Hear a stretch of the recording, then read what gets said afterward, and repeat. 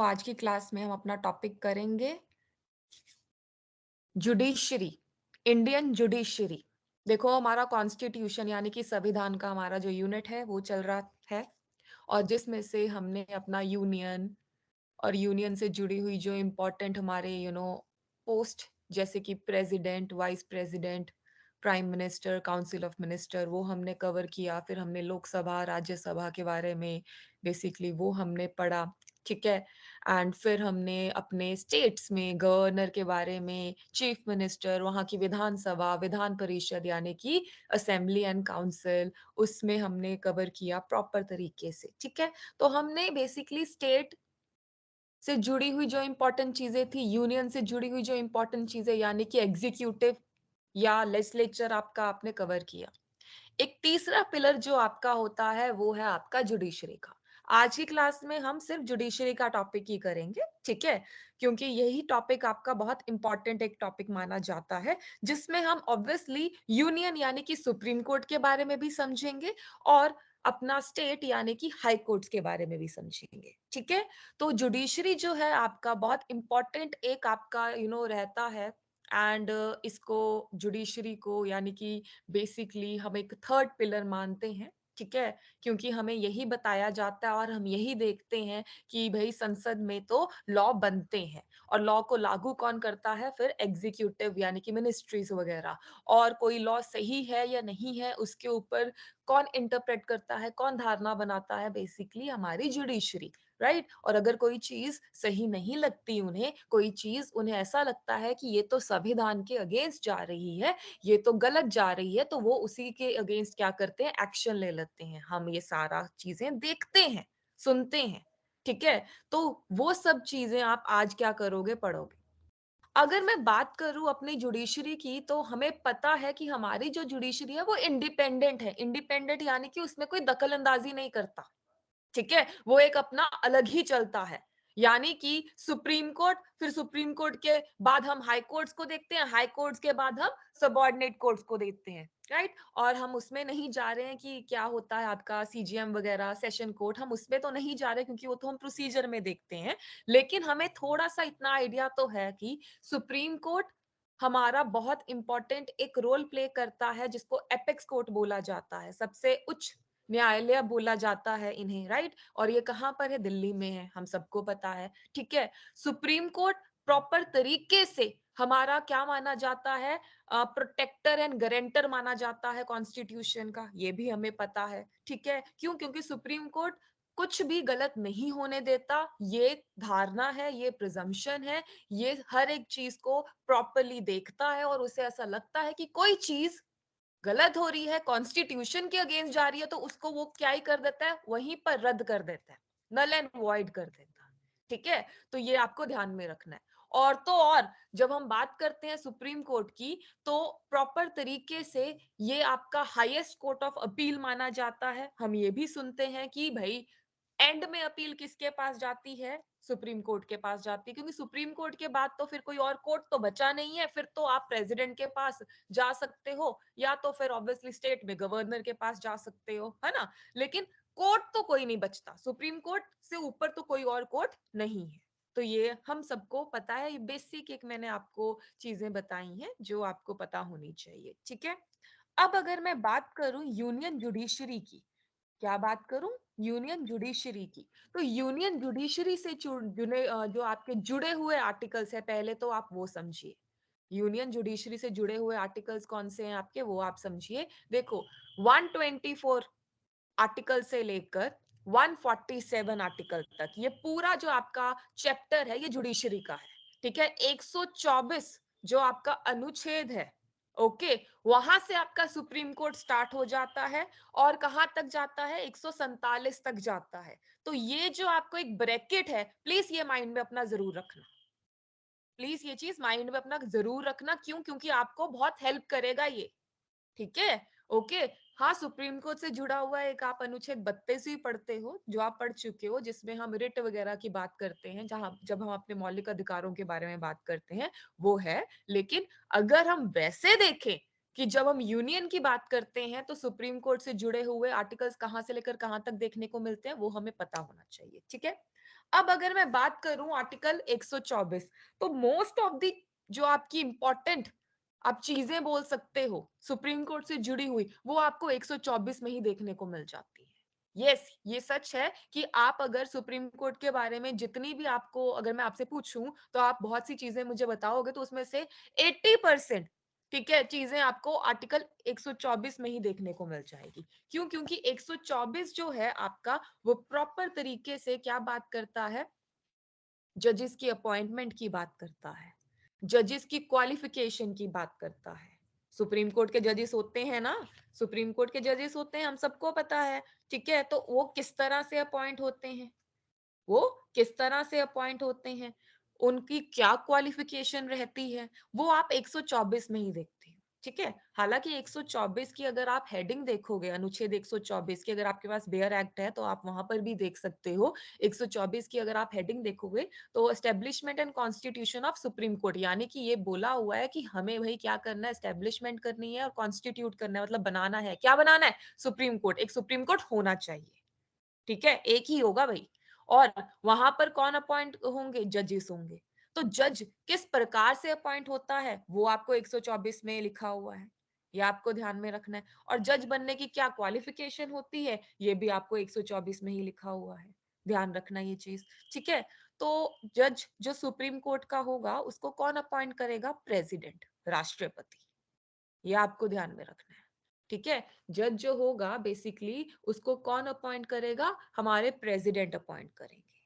Okay, हाँ, president कैसे appoint करेंगे, जो बाकी जजेस होते हैं सुप्रीम कोर्ट के, उनसे कंसल्ट करते हुए, उनसे पूछते हुए, या फिर बेसिकली आपको ये याद रखना है, ठीक है, अगर प्रेसिडेंट को लगेगा तो वो हाई कोर्ट्स जो होते हैं आपके स्टेट के, उनसे भी पूछ सकता है अगर उनको लगेगा, ठीक है, ये आपको ध्यान में रखना है, ये आपको ध्यान में रखना है। लेकिन इससे भी इंपॉर्टेंट चीज जो आप सबसे पहले सुनते हो या देखते हो कि सुप्रीम कोर्ट में जजेस तो होते हैं, पर उन जजेस में फर्स्ट अमंग द ऑल किसको हम बोलते हैं, सीजीआई, जो सीनियर मोस्ट जज होता है, ठीक है, जो कौन होता है, सीनियर मोस्ट जज होता है। तो चीफ जस्टिस ऑफ इंडिया, अभी currently chief justice of India कौन है, बता सकता है कोई?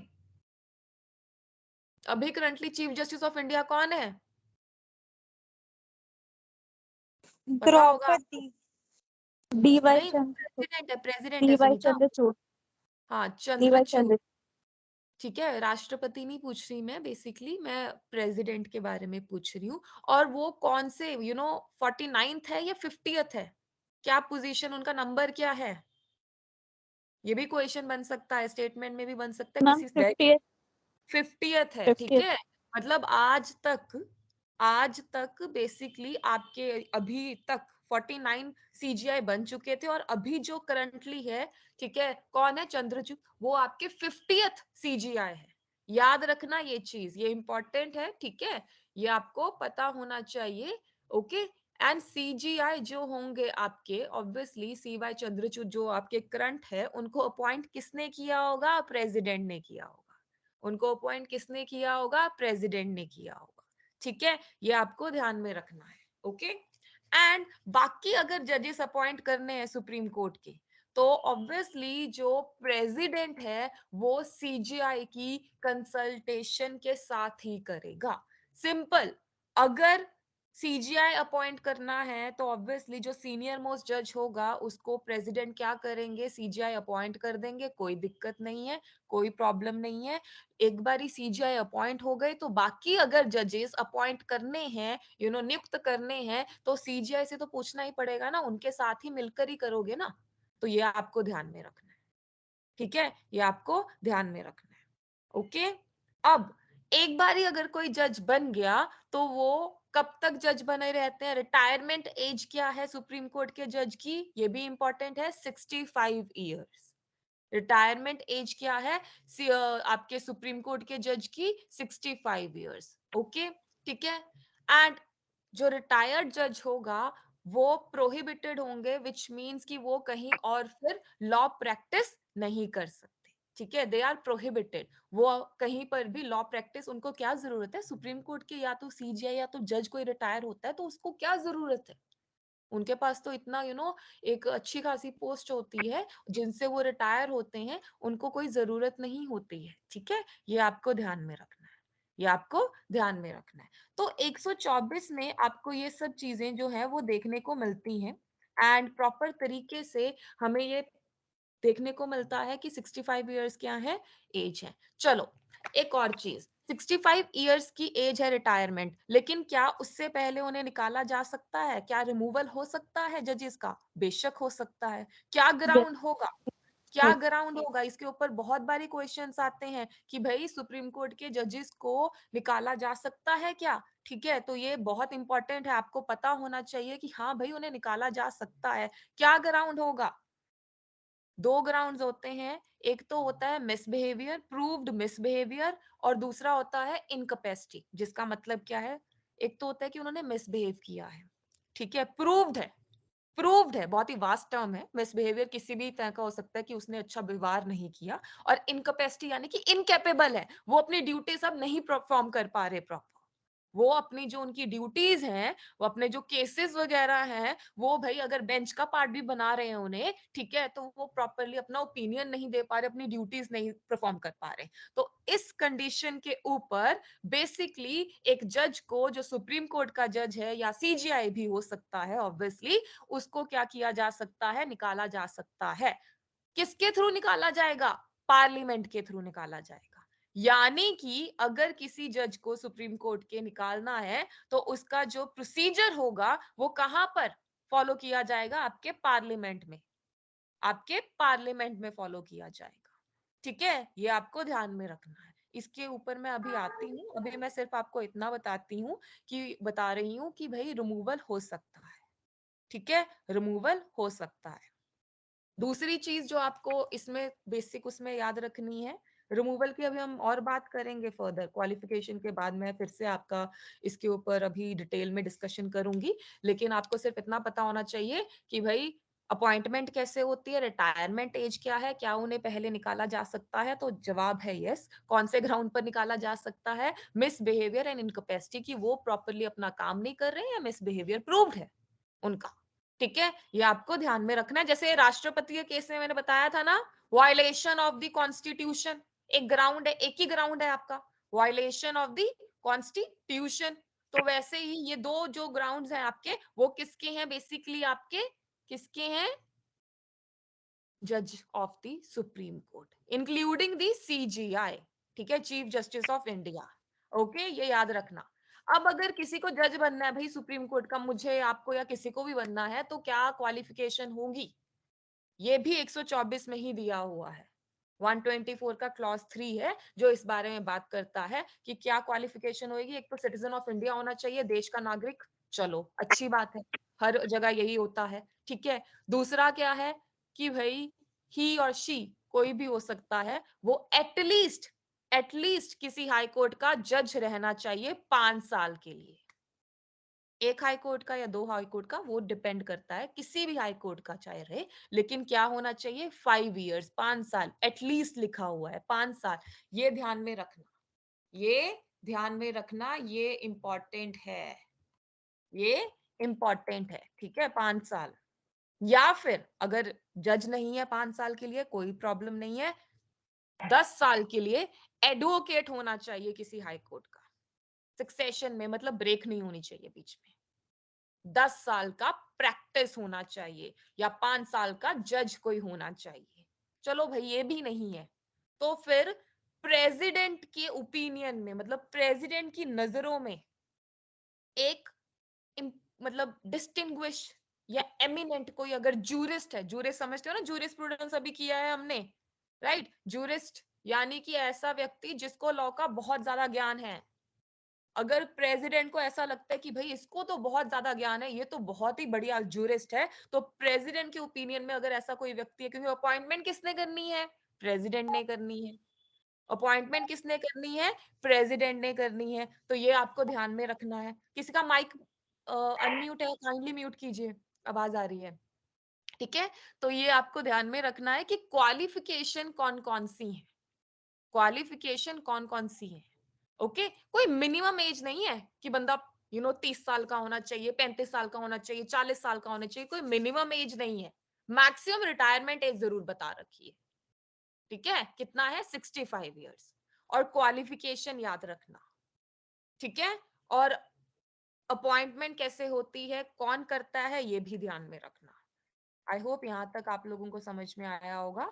अब टेन्योर फिर से रिमूवल के ऊपर हम बात करेंगे डिटेल में थोड़ा सा। टेन्योर तो 65 इयर्स है, रिटायरमेंट एज है, ये तो चलो आपको पता ही है। ठीक है, लेकिन रिमूवल के वो बात अगर हम करें तो दो ग्राउंड्स जो हमने पढ़े हैं, इनकैपेसिटी एंड प्रूव्ड मिसबिहेवियर। लेकिन ये ऐसा इतना आसान नहीं है कि मैंने बोल दिया कि ये तो जज भाई निकाल दिया देना चाहिए तो उसे निकाल देंगे, ऐसा नहीं होगा। ऐसा नहीं होगा। प्रॉपर पार्लियामेंट में क्या होगा, उस चीज के ऊपर डिस्कशन होगी। उस चीज के ऊपर डिस्कशन होगी दोनों हाउसेस से उस बेसिकली जो भी जज को वो निकालना चाहता है। अगर एक हाउस निकालना चाहता है, से फॉर एग्जांपल लोकसभा में किसी जज को निकालने के लिए कोई भी इनिशिएट किया गया है मोशन वगैरह, तो फिर उस हाउस से प्रॉपर तरीके से 2/3 मेजोरिटी से प्रेजेंट एंड वोटिंग, मतलब वोटिंग होकर उस हाउस से पास होगा। 2/3 लोग उसके ऊपर वोट करेंगे कि हाँ इस जज को निकाल देना चाहिए, फिर दूसरे हाउस में जाएगा। पर ऐसा इतना आसान नहीं है। रीजन बीइंग, जब किसी भी हाउस में किसी जज को निकालने की बात चलती है ना, तो इंक्वायरी बिठाई जाती है। उस हाउस का जो स्पीकर वगैरह होगा, प्रिसाइडिंग ऑफिसर, वो इंक्वायरी बिठाएगा कि क्यों, क्या हुआ ऐसा, किस वजह से इसके अगेंस्ट ऐसा इनिशिएट किया इन्होंने। तो जजेस का इंक्वायरी एक्ट है एक, इसमें से क्वेश्चन आपको नहीं कोई पूछेगा, बट आपको सिर्फ पता होना चाहिए कि जो रिमूवल है वो इतना इजी नहीं होता। भाई जज है वो, ठीक है, वो भी सुप्रीम कोर्ट का। तो ऐसा तो है नहीं कि उसको कॉल आएगा और निकाल दिया जाएगा, नो। उसको बोलने का भी मौका दिया जाएगा, उसको नोटिस भी दिया जाएगा 14 दिन का। वो सब चीजें की जाएंगी जो हमने ऑब्वियसली प्रेसिडेंट के इम्पीचमेंट की प्रोसेस में भी देखी थी। लेकिन एक एक्स्ट्रा पॉइंट है कि इंक्वायरी करवाई जाएगी। क्यों? क्योंकि इनका एक अलग से एक इंक्वायरी एक्ट है, और ग्राउंड्स जिसके ऊपर ऑब्वियसली बहुत एक्सपेक्टेड है कि इसी के ऊपर क्वेश्चन पूछा जाता है, वो ग्राउंड्स जो हैं दो, वो आपको ध्यान में रखने हैं। कोई तीसरा ग्राउंड नहीं है, दो ही है। ठीक है, एक तो मिसबिहेवियर कि अच्छे से व्यवहार नहीं किया, उनका व्यवहार सही नहीं है। और दूसरा वो इनकेपेबल है, मतलब यू नो उनके मतलब वो कमियां हैं उसमें कि वो एक जज बनने के योग्य नहीं है। ठीक है, योग्यता के ऊपर, इसके ऊपर बेसिकली क्या होता है, क्वेश्चन मार्क लगता है उनकी क्वालिफिकेशन के ऊपर, उनकी ड्यूटीज के ऊपर। तो वो सब चीजें ओके, यहाँ तक क्लियर हुआ? ये चीज क्लियर हुई? आई होप ये चीज आप लोगों को क्लियर हो गई होगी। एक और फर्दर आपको ध्यान में रखना है कि जो ये मैं इंक्वायरी की बात कर रही हूँ, तो इंक्वायरी जब बिठाई जाती है तो प्रोसीजर चलता है। ठीक है, तो इंक्वायरी जब होती है तो उसमें कौन कौन, किस कमेटी बिठाई जाएगी, जो उसमें कौन कौन होगा, सुप्रीम कोर्ट का जज, या फिर सीजीआई, किसी हाई कोर्ट का सीजीआई। ठीक है, और अगर स्पीकर की तरफ से कोई पर्सन है कि ये जूरिस्ट है, बहुत इंपॉर्टेंट, यानी कि जज के ऊपर, उसको निकालने के ऊपर एक इंक्वायरी बिठाई जा रही है, तो लोग तो उसमें जाएंगे ना। कमेटी तो बिठाई जा रही है तो उसमें लोग भी तो भेजने पड़ेंगे, तो वो लोग कौन कौन से होंगे? एक तो सीजीआई होगा, या अगर सीजीआई को ही निकालने की बात हो रही है तो फिर कोई जज आ जाएगा, फिर किसी हाई कोर्ट का जज सीजीआई बुला लेंगे, फिर स्पीकर किसी जूरिस्ट को भेज देगा, सो दैट एक प्रॉपर तरीके से उसके ऊपर क्या हो, डिस्कशन हो। ओके, ताकि इन्वेस्टिगेशन प्रॉपर तरीके से, इंक्वायरी प्रॉपर तरीके से हो सके। तो ये सारा तो आपको जो मैंने अभी बताया, ये आपको 124 में दिया हुआ है। एक बार ही बता दीजिए यहाँ तक समझ में आया या नहीं? Yes ma'am. चलो ओके। इसके बाद आपको एक और पॉइंट आप ध्यान में रखना चाहते हो तो रख सकते हो, बेसिकली कि जजेस का जो आपका 65 ईयर्स तक होता है, ये तो चलो पता ही है। ठीक है, इसमें कोई दिक्कत नहीं है। एंड ओथ, इसके ऊपर भी हम बात करते हैं। जो जज को शपथ होता है वो कौन दिलवाता है? ओथ कौन दिलवाता है? प्रेसिडेंट।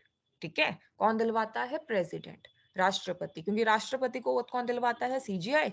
तो सीजीआई को ओथ कौन दिलवाएगा? या ऑब्वियसली जो जज होगा किसी सुप्रीम, मतलब एक ही सुप्रीम कोर्ट है हमारा, मतलब जज होगा सुप्रीम कोर्ट का, उसको ओथ कौन दिलवाएगा? प्रेसिडेंट। तो ये भी आपको ध्यान में रखना है।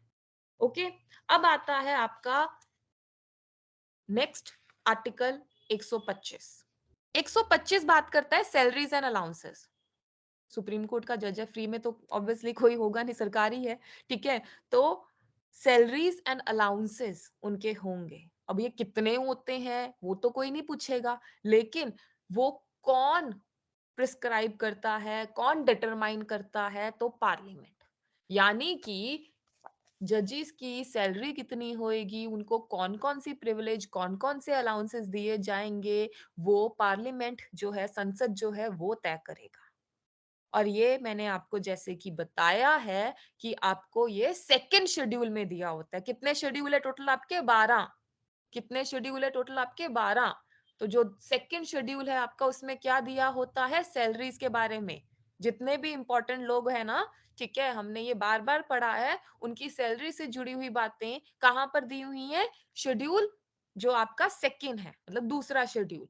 वहीं पर अगर मैं ओथ वगैरह की बात करूं, किसकी बात करूं? ओथ वगैरह की बात करूं, तो वो कहां पर दी जाती है?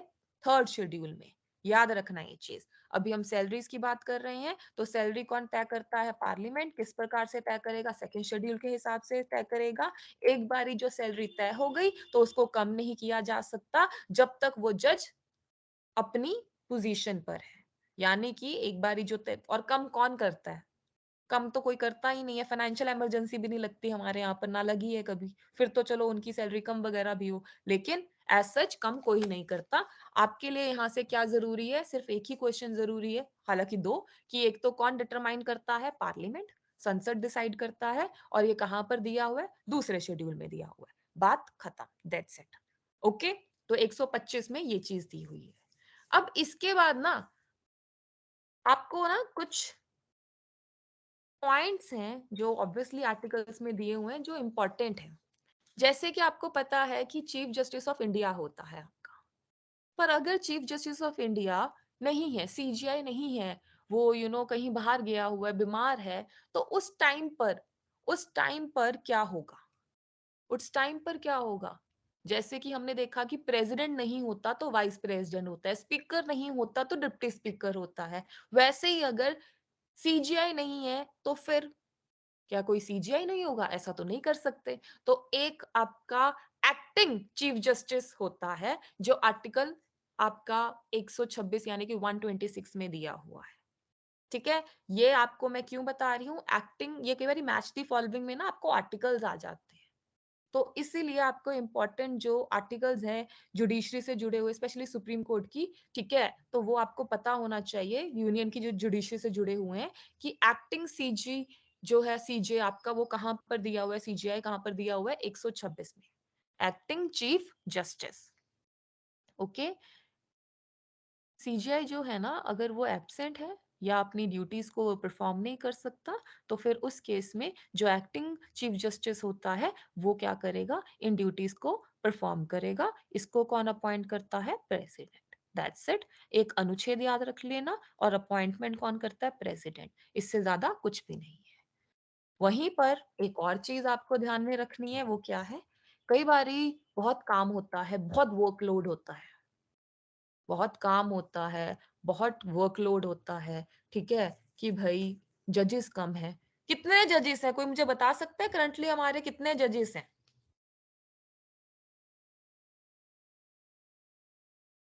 टोटल जजेस of supreme court 34. Including CGI?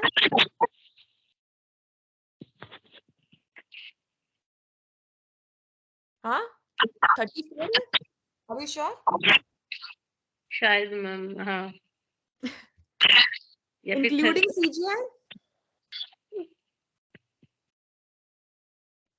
देखो, इट्स 30 आप जो आई गेस. 34 बोल रहे हो ना मुझे, वो है मैक्सिमम स्ट्रेंथ जो हो सकती है।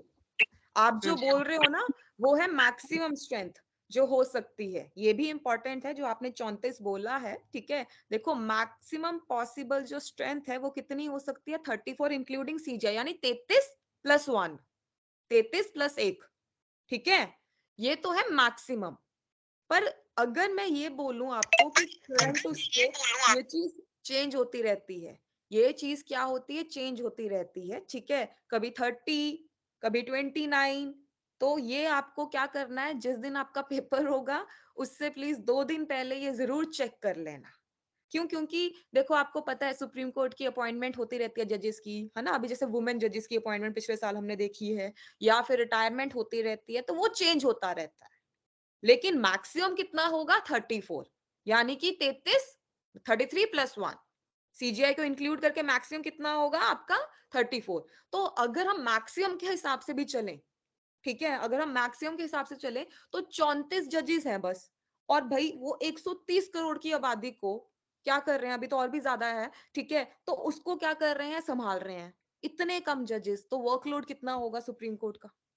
तो उस वर्कलोड को कम करने के लिए कई बारी क्या किया जाता है, टेम्पररी पर्पस मतलब के लिए या टेम्पररी टाइम पीरियड के लिए जजेस को अपॉइंट किया जाता है, जिनको हम बोलते हैं एडहॉक जजेस। जिनको हम क्या बोलते हैं? एडहॉक जजेस, ठीक है? इनके बारे में कहां पर दिया हुआ है? आर्टिकल 127। आर्टिकल 127 में दिया हुआ है। देखो भाई, अगर चीफ जस्टिस ऑफ इंडिया को लगे, सीवाई चंद्रचूड को लगे कि भाई काम बहुत है, मुझे तो एडहॉक जजेस चाहिए, तो फिर उस केस में वो क्या करेंगे? अपॉइंट करेंगे, लेकिन ऑब्वियसली कंसेंट, परमिशन लेंगे प्रेसिडेंट की। बस इतना ही इंपॉर्टेंट है आपके लिए, ठीक है, कि अपॉइंटेड बाय क्या होगा? सीजीआई, लेकिन with the consent of the president. राष्ट्रपति की परमिशन से वो अपॉइंट कर सकते हैं। ध्यान रखना इस चीज का, ठीक है? ध्यान रखना ये चीज। और ऐसा ही कई बारी क्या देखने को मिलता है कि भाई जो रिटायर्ड जजेस होते हैं ना, उनको भी अपॉइंट कर दिया जाता है। जो रिटायर्ड जजेस होते हैं ना, उनको भी अपॉइंट किया जाता है। वही कई बारी काम बहुत होता है, कोरम नहीं होती है, कुछ भी रीजन हो सकता है, कुछ भी रीजन हो सकता है। तो रिटायर्ड जजेस को भी अपॉइंट किया जा सकता है, और उनको भी कौन अपॉइंट करेगा? Chief justice of India, with the consent of the president. देखो, सुप्रीम कोर्ट का कर्ता धर्ता कौन है?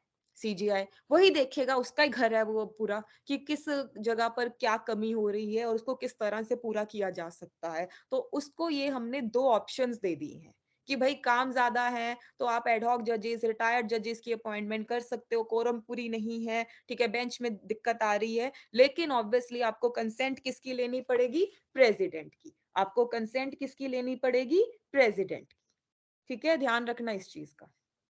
ओके, ध्यान रखना इस चीज का। अब एक और चीज जो मैं आपसे पूछना चाहती हूँ, सुप्रीम कोर्ट को क्या कोर्ट ऑफ रिकॉर्ड बोला जाता है? सुप्रीम कोर्ट में जितनी भी चीजें होती हैं उसका रिकॉर्ड रखा जाता है, हाँ या ना? हाँ यस या मैम। ना? हाँ, यस। ठीक है। Yes ma'am. तो सुप्रीम कोर्ट को कोर्ट ऑफ रिकॉर्ड बोला जाता है, ठीक है। और प्रॉपर तरीके से वो अपने ही उसको कई बारी खुद से भी, उससे जो भी गलतियां होती है, कंटेम्प्ट ऑफ कोर्ट भी आपने सुना होगा, उसको वो पनिश भी कर सकता है, यस और नो? ठीक है, तो ये सब ये चीजें भी आपको ध्यान में रखनी है।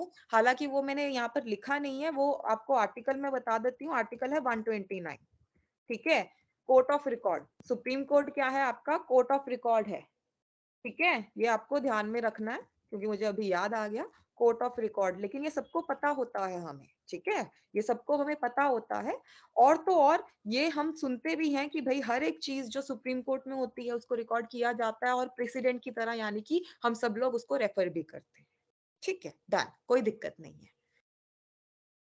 सुप्रीम कोर्ट कहाँ पर है? दिल्ली में, सबको पता है। क्या सुप्रीम कोर्ट की ये जो सीट है उसको चेंज किया जा सकता है?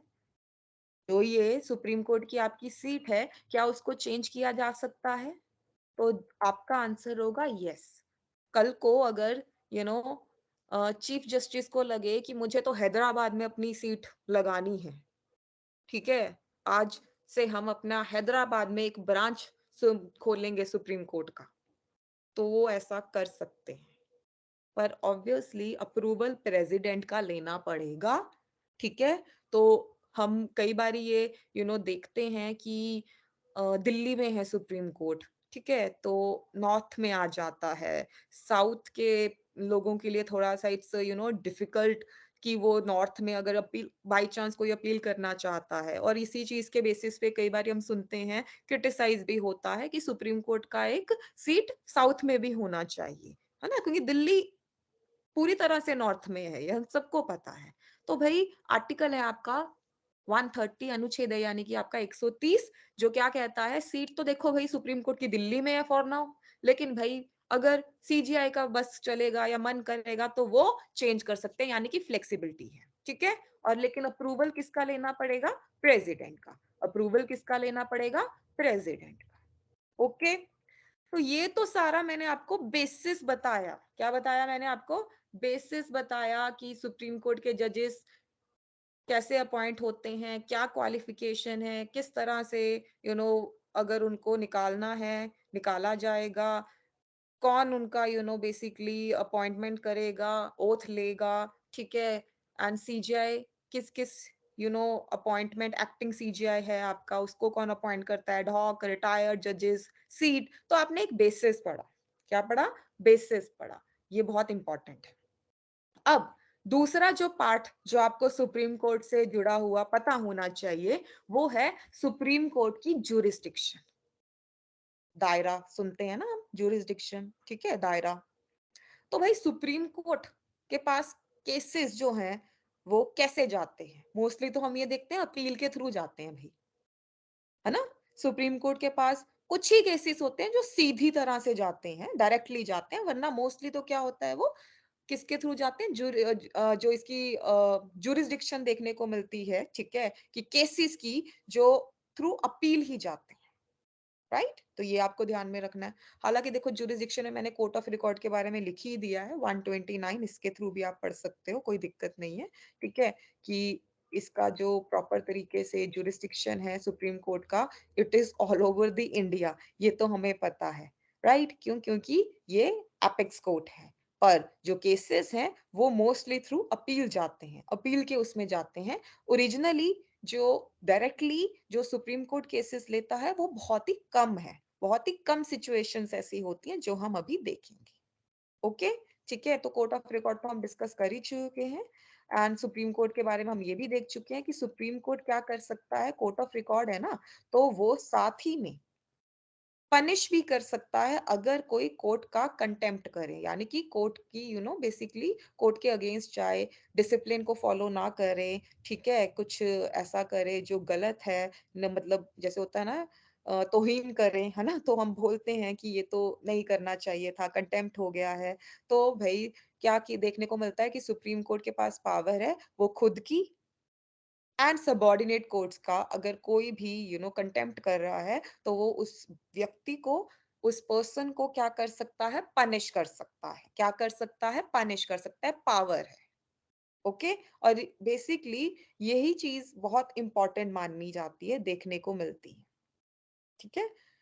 अच्छा, एक और चीज, हाई कोर्ट के पास भी सेम पावर देखने को मिलेगी, पर हाई कोर्ट कभी सुप्रीम कोर्ट को थोड़ा पनिश कर सकता है, वो हो सकता है पनिश, क्योंकि हाई कोर्ट क्या है, सबॉर्डिनेट है।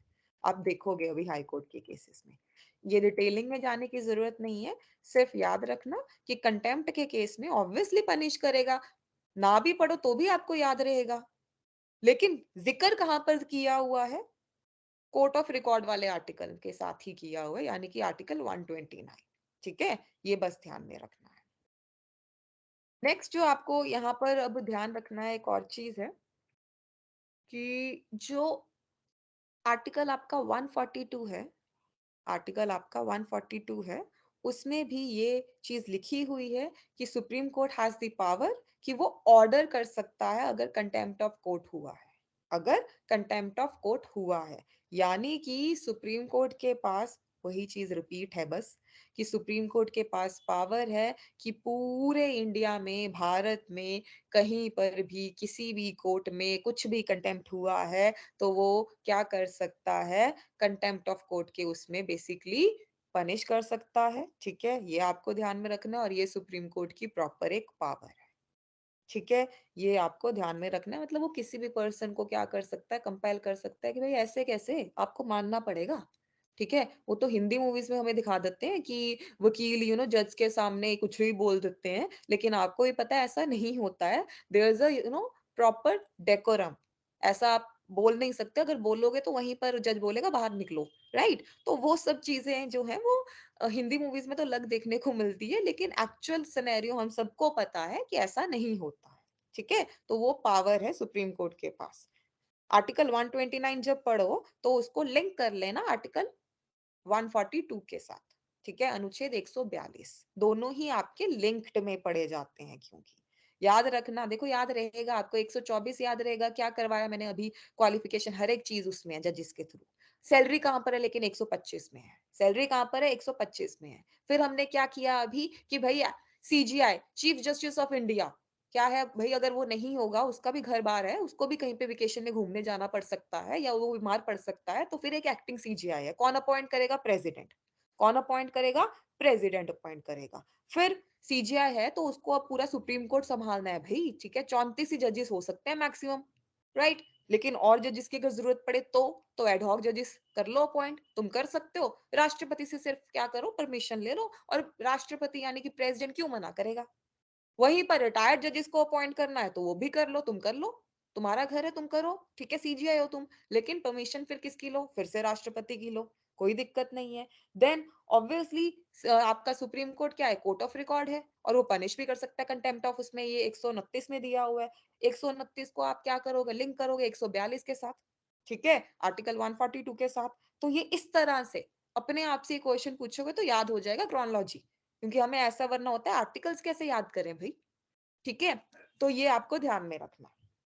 ओके, फिर 130 में सीट, सीट मैंने अभी बता दी, वो तो आप कभी नहीं भूलोगे कि है दिल्ली में, लेकिन मन किसका करे, अगर सीजीआई का करे तो चेंज कर सकता है, परमिशन ले ले, फिर किससे भाई, प्रेसिडेंट से।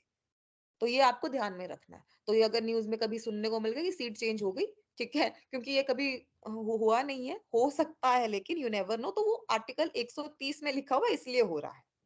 ओके, अब ये तो मैंने आपको सारा याद करवा दिए। अब नेक्स्ट चीज जो आपको, जुरिस्डिक्शन। अब यहां से आपका इजी वाला पार्ट है। इजी वाला पार्ट क्यों, क्योंकि सिर्फ आपको समझना है, बेसिस क्योंकि आपने ऊपर याद कर लिए, आपको या तो समझ में आ गए। एक तो मैंने क्या बोला कि अपील के थ्रू जाता है सुप्रीम कोर्ट के पास केसेस, कोई दिक्कत नहीं है, जाए। लेकिन कुछ केसेस ऐसे हैं जो सुप्रीम कोर्ट डायरेक्टली ले सकता है, क्या कर सकता है, डायरेक्टली ले सकता है। और वो केसेस कौन से हैं भाई, 131 में दिए हुए हैं। कहां पर दिए हुए हैं, आर्टिकल 131 में दिए हुए हैं। ओरिजिनल जुरिस्डिक्शन, यानी कि ऐसे केसेस जो सुप्रीम कोर्ट डायरेक्टली बोलेगा ये तो भाई हमारे पास आएगा, ये तो हमारा ओरिजिनल जुरिस्डिक्शन वाला केस है। क्या होगा ऐसा केस, अगर गवर्नमेंट यानी कि भारत की सरकार का और किसी राज्य का डिस्प्यूट हो, आपस में विवाद हो, या एक राज्य का दूसरे राज्य के साथ कोई डिस्प्यूट हो, या फिर भारत की सरकार और एक राज्य एक साइड है और दो स्टेट्स यानी कि दो राज्य दूसरी साइड है, यानी कि government of India and states को लेकर कोई भी डिस्प्यूट होगा, कोई भी केस होगा, वो डायरेक्टली कहां जाएगा, सुप्रीम कोर्ट के पास जाएगा। वो डायरेक्टली कहां जाएगा, सुप्रीम कोर्ट के पास जाएगा। ये चीज आपको ध्यान में रखनी है। ओरिजिनल जुरिस्डिक्शन में बस इतना ही ध्यान में रखना, और कुछ ध्यान में रखने की जरूरत नहीं है। ओके, और तो और हमने ये भी देखा है कि एक और ओरिजिनल जुरिस्डिक्शन है भाई सुप्रीम कोर्ट की, जो आर्टिकल 32 में हमें देखने को मिलती है कि भाई अगर हमारे मौलिक अधिकारों को किसी ने छीनने की कोशिश की तो हम डायरेक्टली कहाँ जा सकते हैं, सुप्रीम कोर्ट जा सकते हैं। कौन से अनुच्छेद के अंडर हमें ये पावर यानी कि हमें ये अधिकार मिला है, अनुच्छेद 32। और सुप्रीम कोर्ट क्या करेगा, 5 रिट इशू कर सकता है, पढ़ेंगे अभी हम, एंड में मैंने लिखे हुए रिट्स के बारे में, डोंट वेरी। लेकिन 5 रिट्स का नाम याद रख लेना, ठीक है, habeas corpus, mandamus, certiorari, quo warranto and prohibition. Habeas corpus, mandamus, certiorari, quo warranto and prohibition. कई बार तो यही क्वेश्चन आ जाता है कितने रिट हैं टोटल, 5, 6 मत लगाकर आ जाना, 5 5 ही हैं सिर्फ, क्योंकि ठीक है। ओके, तो ये भी एक ओरिजिनल जुरिस्डिक्शन है, किसका, सुप्रीम कोर्ट का। ये भी क्या है, ओरिजिनल जुरिस्डिक्शन है, किसका, सुप्रीम कोर्ट का। सिंपल, कोई दिक्कत नहीं है। ओरिजिनल जुरिस्डिक्शन के ऊपर क्वेश्चन पूछे जाते हैं, इसलिए ध्यान रखना इस चीज का। फिर एप्लेंट जुरिस्डिक्शन इतना इंपॉर्टेंट नहीं है, बस थोड़ा सा आपको ध्यान में रखना है कि एप्लेंट यानी कि अपील के थ्रू। अब अपील के थ्रू कौन सा केस जाएगा सुप्रीम कोर्ट में, सिविल भी हो सकता है, क्रिमिनल भी हो सकता है। सिविल अगर है तो भाई आर्टिकल 133 के तहत जाएगा, ठीक है, ये आपको ध्यान में रखना है।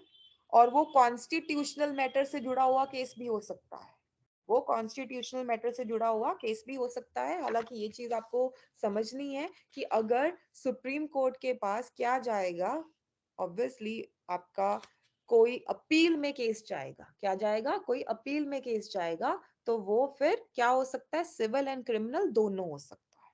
सिविल है तो 133, क्रिमिनल है तो 134। ये याद रखना। 131 में क्या है, ओरिजिनल ज्यूरिसडिक्शन, ऐसे केसेस जो डायरेक्टली जाएंगे कहां पर, सुप्रीम कोर्ट के पास। 132 में क्या है, एपेलेंट की अपील के थ्रू भी जा सकते हैं, एपेलेंट यानी कि अपील के थ्रू भी जा सकते हैं। ये आपको ध्यान में रखना है, ठीक है। ये चीज ध्यान में रखना कि अपील के थ्रू कौन से केसेस जाएंगे आपके, लेकिन अपील के थ्रू कौन से केसेस जाएंगे आपके, सिविल भी हो सकते हैं और क्रिमिनल भी हो सकते हैं, ठीक है। सिविल है तो 133, क्रिमिनल है तो 134। समझते हो ना। सिविल में देखो भाई, आपने अगर थोड़ा सा भी प्रोसीजर वाला आपको थोड़ा सा भी याद है, थोड़ा सा भी याद है अपील वगैरह के बारे में, ठीक है, पढ़ा होगा आपने सीआरपीसी में, ठीक है, या सिविल प्रोसीजर कोड में अपना थोड़ा भी अगर याद है कि भाई अगर जाना है ना अपील में क्वेश्चन, तो अपील में केस अगर कोई जाता है ना, तो वो तभी जाता है अगर वो बहुत ही important substantial question of law का केस हो, बहुत ही इंपॉर्टेंट ऐसा केस हो जिसने पूरे देश को हिला दिया। निर्भया केस गया था ना, राइट, ठीक है, शबनम वाला केस भी गया था ना, ठीक है ना, ठीक है। तो ये आपको केसेस पता होने चाहिए, ये आपको केसेस, केसाब वाला केस भी किया था ना, मुंबई टेरर वाला, तो ये केसेस पता होने चाहिए आपको, ओके।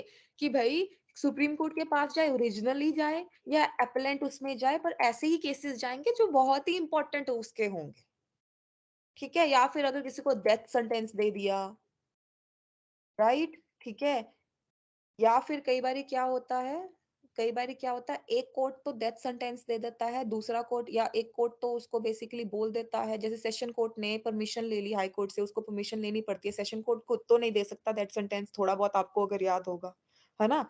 या फिर कई बारी हाई कोर्ट में जब जाता है तो वो बिल्कुल ही क्विट कर देते हैं, छोड़ ही देते हैं उस पर्सन को कि हाँ ये इसने कुछ नहीं किया, ट्रायल कोर्ट ने उसको सजा सुना दी, ठीक है, से उसमें बेसिकली हाई कोर्ट ने उसको क्या किया, बाइज्जत बरी कर दिया।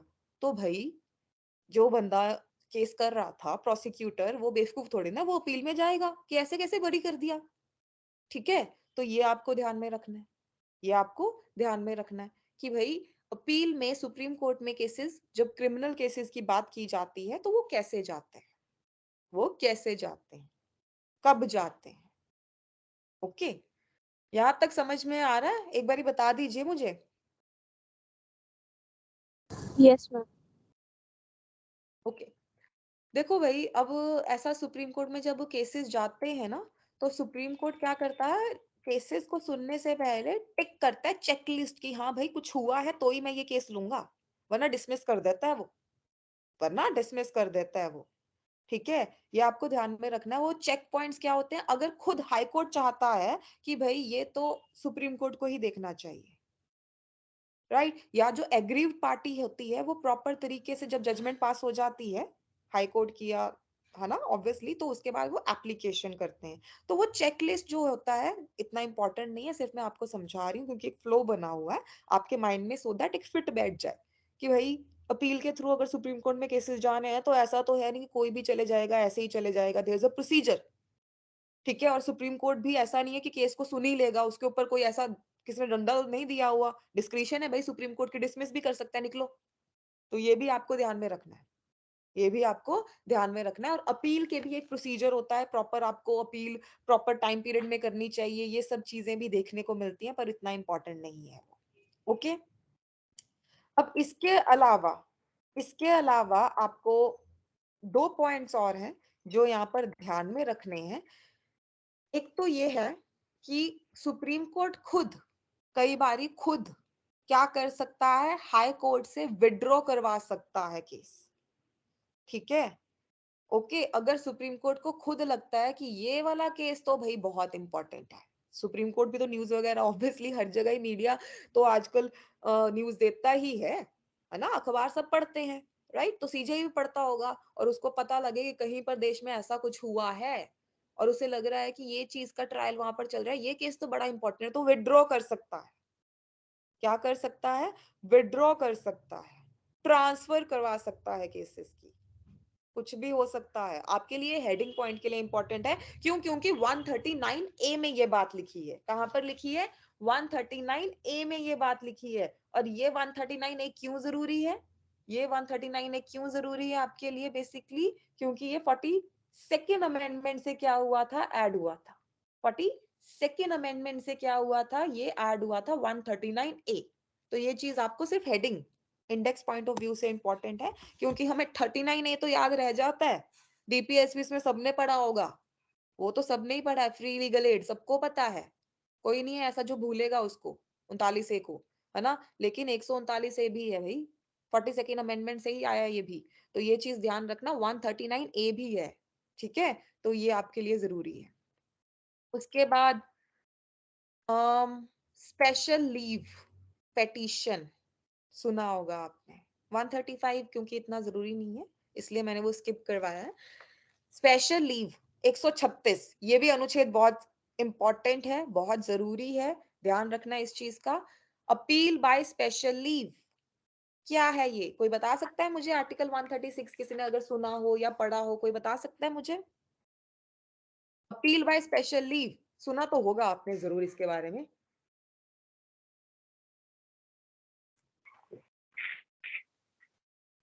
क्या ग्राउंड होता है ये? क्या होता है ये? किसी ने सुना है तो प्लीज बता दीजिए, वरना मैं बताती हूँ फिर। अगर 136 के बारे में आपने कहीं पर सुना है या पढ़ा है या कोई आइडिया है आपको,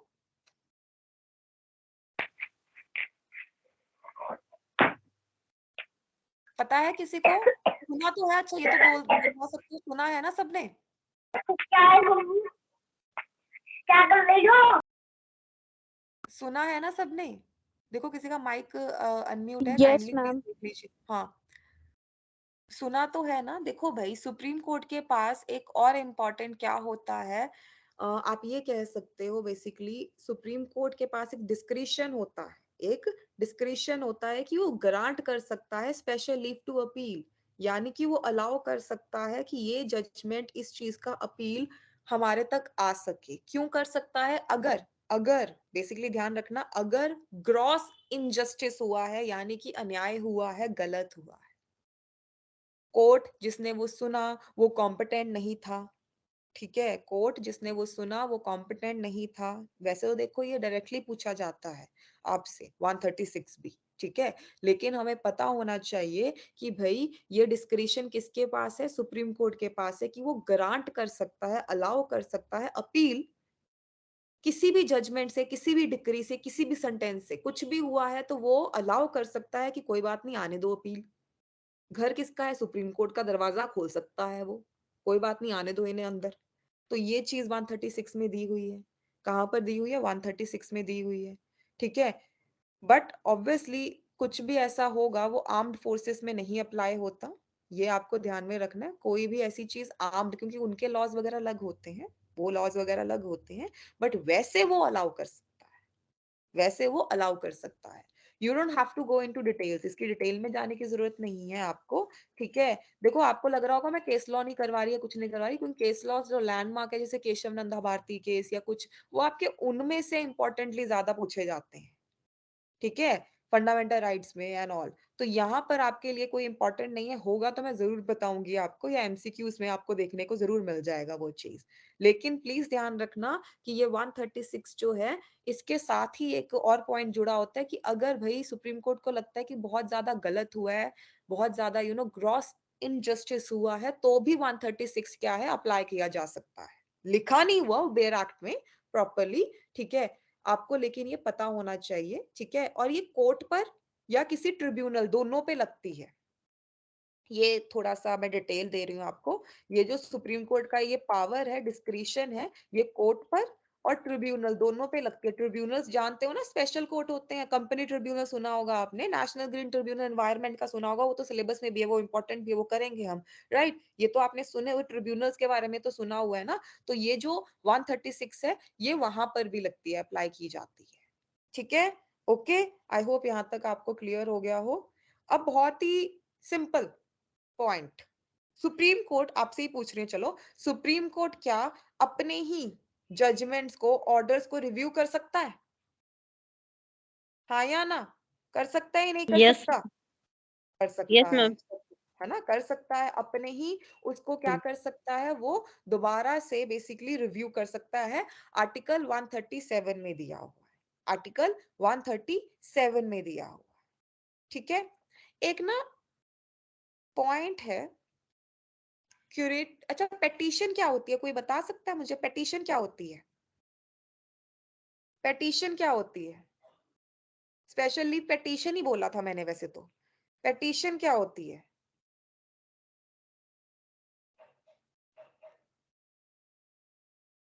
क्या होती है पेटिशन, क्या होती है?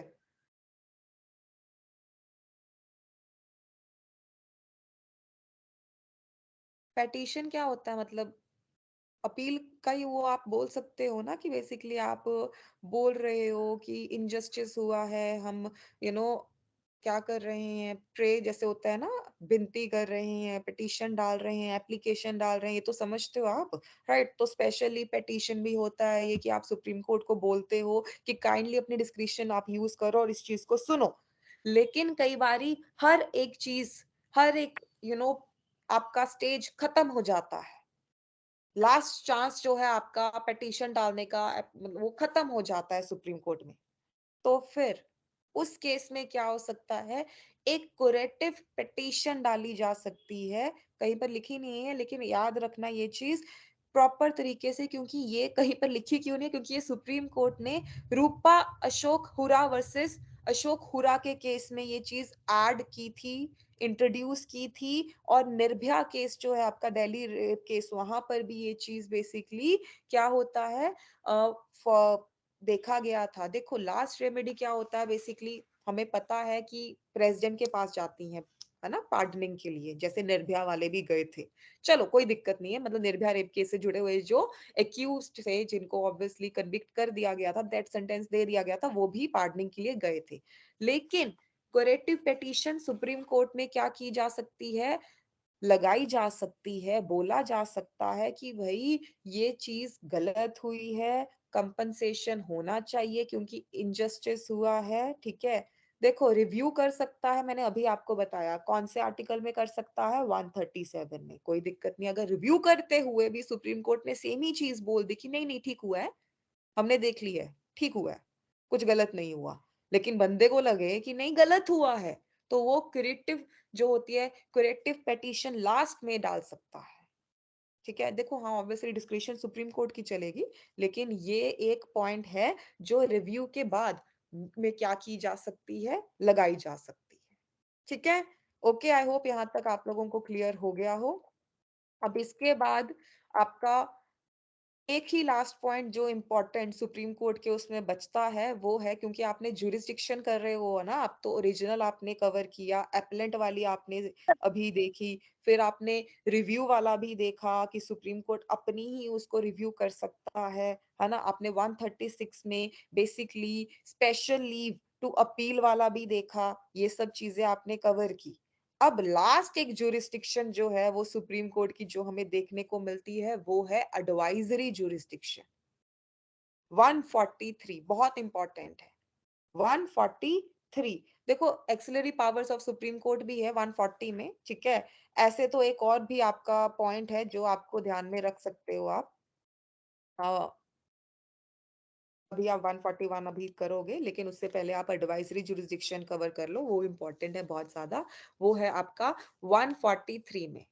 आपने ये चीज सुनी होगी कि राष्ट्रपति जो होते हैं, हमारे प्रेसिडेंट जो होते हैं, अगर उनको सुप्रीम कोर्ट की एडवाइस चाहिए तो वो ले सकते हैं, पावर है उनके पास।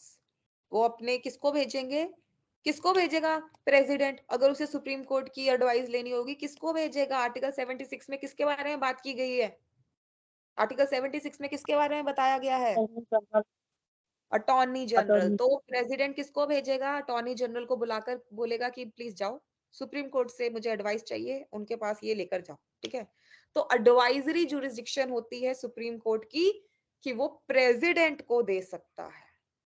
ठीक है, लेकिन हालांकि एडवाइस है ना, तो एडवाइस तो हमें भी बहुत सारे लोग देते हैं, हम फॉलो करें ना करें वो तो हमारे ऊपर है। तो वो प्रेसिडेंट के ऊपर है कि वो फॉलो करे या ना करे। ठीक है? और तो और सुप्रीम कोर्ट भी मना कर सकता है कि नहीं, नहीं, हम नहीं इस चीज़ पे एडवाइस दे सकते, हम कौन होते हैं भई, हम हमें तो खुद नहीं पता इतना। ठीक है? सार्कास्टिकली बोल रही हूँ, लेकिन हाँ, ये सच है, सुप्रीम कोर्ट भी मना कर सकता है। ठीक है? बट नॉर्मली जनरली वो करता नहीं है। और प्रॉपर तरीके से प्रेसिडेंट जो है वो सब्सटेंशियल क्वेश्चन अगर कोई होगा, प्रेसिडेंट को लगता है, क्योंकि प्रेसिडेंट को ऐसा तो है नहीं कि डेली बेसिस पे सुप्रीम कोर्ट की जरूरत पड़ेगी, बहुत ही इंपॉर्टेंट कोई केस होगा तो ही पड़ेगी। तो आर्टिकल याद रखना है 143 एडवाइजरी जुरिस्डिक्शन। ठीक है? ये लिंक है, ये बिल्कुल आपका सीधा लिंक है प्रेसिडेंट एंड सुप्रीम कोर्ट का, सीधा लिंक है प्रेसिडेंट एंड सुप्रीम कोर्ट का। ठीक है? ओके। इसके बाद आपका बेसिकली क्या आता है, सुप्रीम कोर्ट जो भी डिसीजन लेता है वो बाइंडिंग होता है बाकी सारे कोर्ट्स के ऊपर। हमें पता है ये चीज, हम सबको पता है, देखने को मिलती है, पर दी कहां पर हुई है 141 में। दी कहां पर हुई है 141 में, और साथ में ये भी दिया हुआ है सुप्रीम कोर्ट खुद के डिसीजंस को लेकर बाउंड नहीं है। बाउंड कैसे नहीं है भाई, वो ओवर रूल कर सकता है। केशव नंदा भारती केस की मैं हमेशा एग्जांपल देती हूँ। लार्जेस्ट बेंच जो 13 जजेस का था वो केशव नंदा भारती केस में था। बेसिक स्ट्रक्चर डिस्कस हुआ है।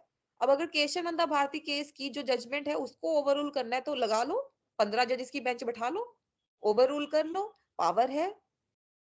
पर लेकिन कोई अच्छा वो भी तो होना चाहिए, पॉइंट भी तो होना चाहिए कि क्यों किया जा रहा है ओवर रूल। तो ये आपको ध्यान में रखना है कि सुप्रीम कोर्ट क्या कर सकता है, अपने ही डिसीजन को क्या कर सकता है, over rule, prospective over ruling की जा सकती है। ठीक है? ये आपको ध्यान में रखना है। अच्छा, रेशियो डिस्टेंडी क्या होता है? जूरिस्प्रूडेंस में भी कराया था, अगर किसी को याद है बता सकता है कोई? रेशियो डिस्टेंडी क्या होता है, बताओ। The reason that was given for such a ruling. हाँ, वो फाइनल जजमेंट जो हमने सुनी, या मतलब ऑब्वियसली जजमेंट जो दी, उसका क्या पीछे रैशनल था डिसीजन का, वो आपका रेशियो डिस्टेंडी होता है। ठीक है? और ओवर रूलिंग तो सब पढ़ते हो ना, सुनते हो ना, ओवर रूलिंग में तो कोई दिक्कत नहीं है ना कि ओवर रूल किया जा सकता है, यस या नो, हाँ या ना? Yes, ma'am. ठीक Yes, है, ma'am. तो ये आपको। अच्छा, ऑबिटर डेक्टा क्या होता है फिर? ऑबिटर डेक्टा क्या होता है? Ma'am, that part of judgment where they have just given some observation and it is not as compulsory as ratio descendi. Binding होता है ऑबिटर डेक्टा? No, ma'am. ऑबिटर डेक्टा आपका बाइंडिंग होता है बेसिकली? नहीं ना, वो तो क्योंकि एक क्या नहीं, प्रकार होता है, क्या होता है बेसिकली आप। ऑब्जर्वेशन है एक तरह का, तो it is totally on the person deciding, वो ऑबिटर डिक्टा बाइंडिंग नहीं समझते हैं बिकॉज यस, इट ये वाज द चीज आपको, ऑब्जर्वेशंस दैट वाज मेड। हाँ, ये आपको ध्यान में रखना है, इंपॉर्टेंट पार्ट है एंड कैन बी, मतलब इंपॉर्टेंट पार्ट जैसे एक आप बोल सकते हो, लेकिन ऐसा नहीं है कि बहुत इंपॉर्टेंट पार्ट है। ठीक है? यानी कि आप इसको चाहो तो इग्नोर किया जा सकता है क्योंकि वो सिर्फ ऑब्जर्वेशन है। ठीक है? लेकिन अगर हम रेशियो डिस्टेंडी की बात करें तो वो इंपॉर्टेंट है, यस या नो? यस मैम, रेशियो इट डिस्टेंडी, is important. Yes ma'am. Okay, तो ये आपको ध्यान में रखना है। अच्छा, अगर नहीं याद आ रहा तो जूरिस्प्रूडेंस में ये चीज हमने की है, मैंने ये आपको पॉइंट करवाया था, वो सिर्फ मैंने यहाँ पर दोबारा से क्यों लिखा है या क्या जिक्र क्यों किया है, क्योंकि हम क्या बात कर रहे हैं कि सुप्रीम कोर्ट अपने ही उसको क्या कर सकता है, ओवर रूल कर सकता है। ओवर रूलिंग को इक्वल बेंच से हो सकती है, इक्वल बेंच से ओवर रूलिंग हो सकती है या नहीं? नहीं ना। मैंने अभी आपको क्या एग्जांपल दी कि भाई से फॉर एग्जांपल, अच्छा ये तो आपको पता है ना बेंच क्या होती है, 3 जजेस की, 5 जजेस की, 7 जजेस की, ऑड में ही होगी, इवन में तो नहीं हो सकती, क्योंकि वोटिंग वोटिंग के सच में ऑब्वियसली कई बार मेजोरिटी देखी जाती है ना? तो अगर कोई आपका बेसिकली क्या है, बेंच है, से फॉर एग्जांपल 7 जजेस का बेंच है, तो अगर उसको उस जजमेंट को ओवररूल करना है तो आपको फिर उससे लार्जेस्ट बेंच बनाना पड़ेगा, 9 जजेस का बेंच बैठाना पड़ेगा। ठीक है? ये स्टेट ऑफ एमपी वर्सेस माला बनर्जी के केस में भी हमने देखने को मिला है। ठीक है? Sidharam versus the state of Maharashtra के केस में भी देखने को मिला है कि भाई ओवर रूलिंग जो है ना वो को इक्वल बेंच से नहीं हो सकती। अब ये मैंने ऐसी स्टेटमेंट क्यों लिखी है, क्योंकि स्टेटमेंट आपको आती है, बताओ इनमें से कौन सी इनकरेक्ट है, तो ये आपको ध्यान में रखना है। ठीक है, over ruling can be done by the को इक्वल बेंच। वहां पर ऐसे स्टेटमेंट पढ़ के ही हमारी जो बेसिक हमें होता है कि क्या ही लिख दिया है, तो वो पता होना चाहिए हमें, ठीक है।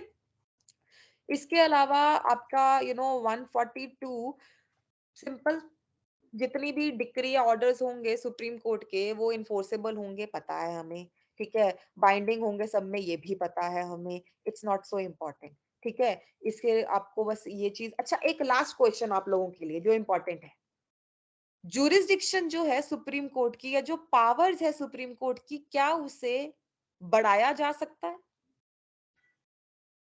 क्या उसे बढ़ाया जा सकता है? Yes, ma'am. कौन बढ़ाएगा? Parliament. पार्लियामेंट, ठीक है।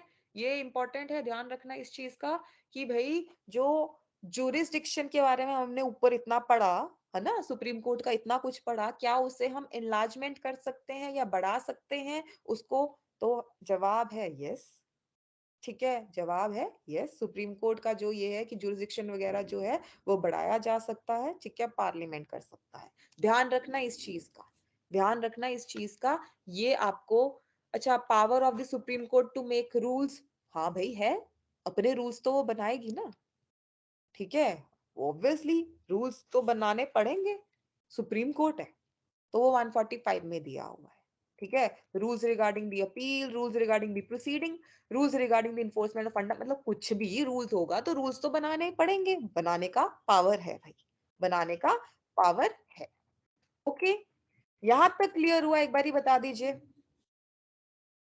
Yes, ma'am. ये जो अभी हमने पढ़ा, आई होप आपको एटलीस्ट थोड़ा तो ये समझ में आया होगा कि भाई 124 से हमने स्टार्ट किया, 124, 5, 6, 7, 8, 9 अप टू आपको मैंने 30 तक तो प्रॉपर सीट ऑफ दी जो था। अगर आपके पास बेयर एक्ट है, अभी भी आप 5 मिनट में वही अगर इंडेक्स ही देख लोगे तो एटलीस्ट आपको ये जरूर पता लग जाएगा कि क्या क्या हो रहा है, राइट, ठीक है। उसके बाद हमने जुरिस्डिक्शन के ऊपर बात की, और उसके बाद हमने ये देखा कि भाई जो आपका ये सुप्रीम कोर्ट है बेसिकली वो बाइंडिंग उसकी जजमेंट होती है, ये सब चीजें भी हमने देखी। 141 इंपॉर्टेंट है, 141 इंपॉर्टेंट है, काइंडली ध्यान में रखना।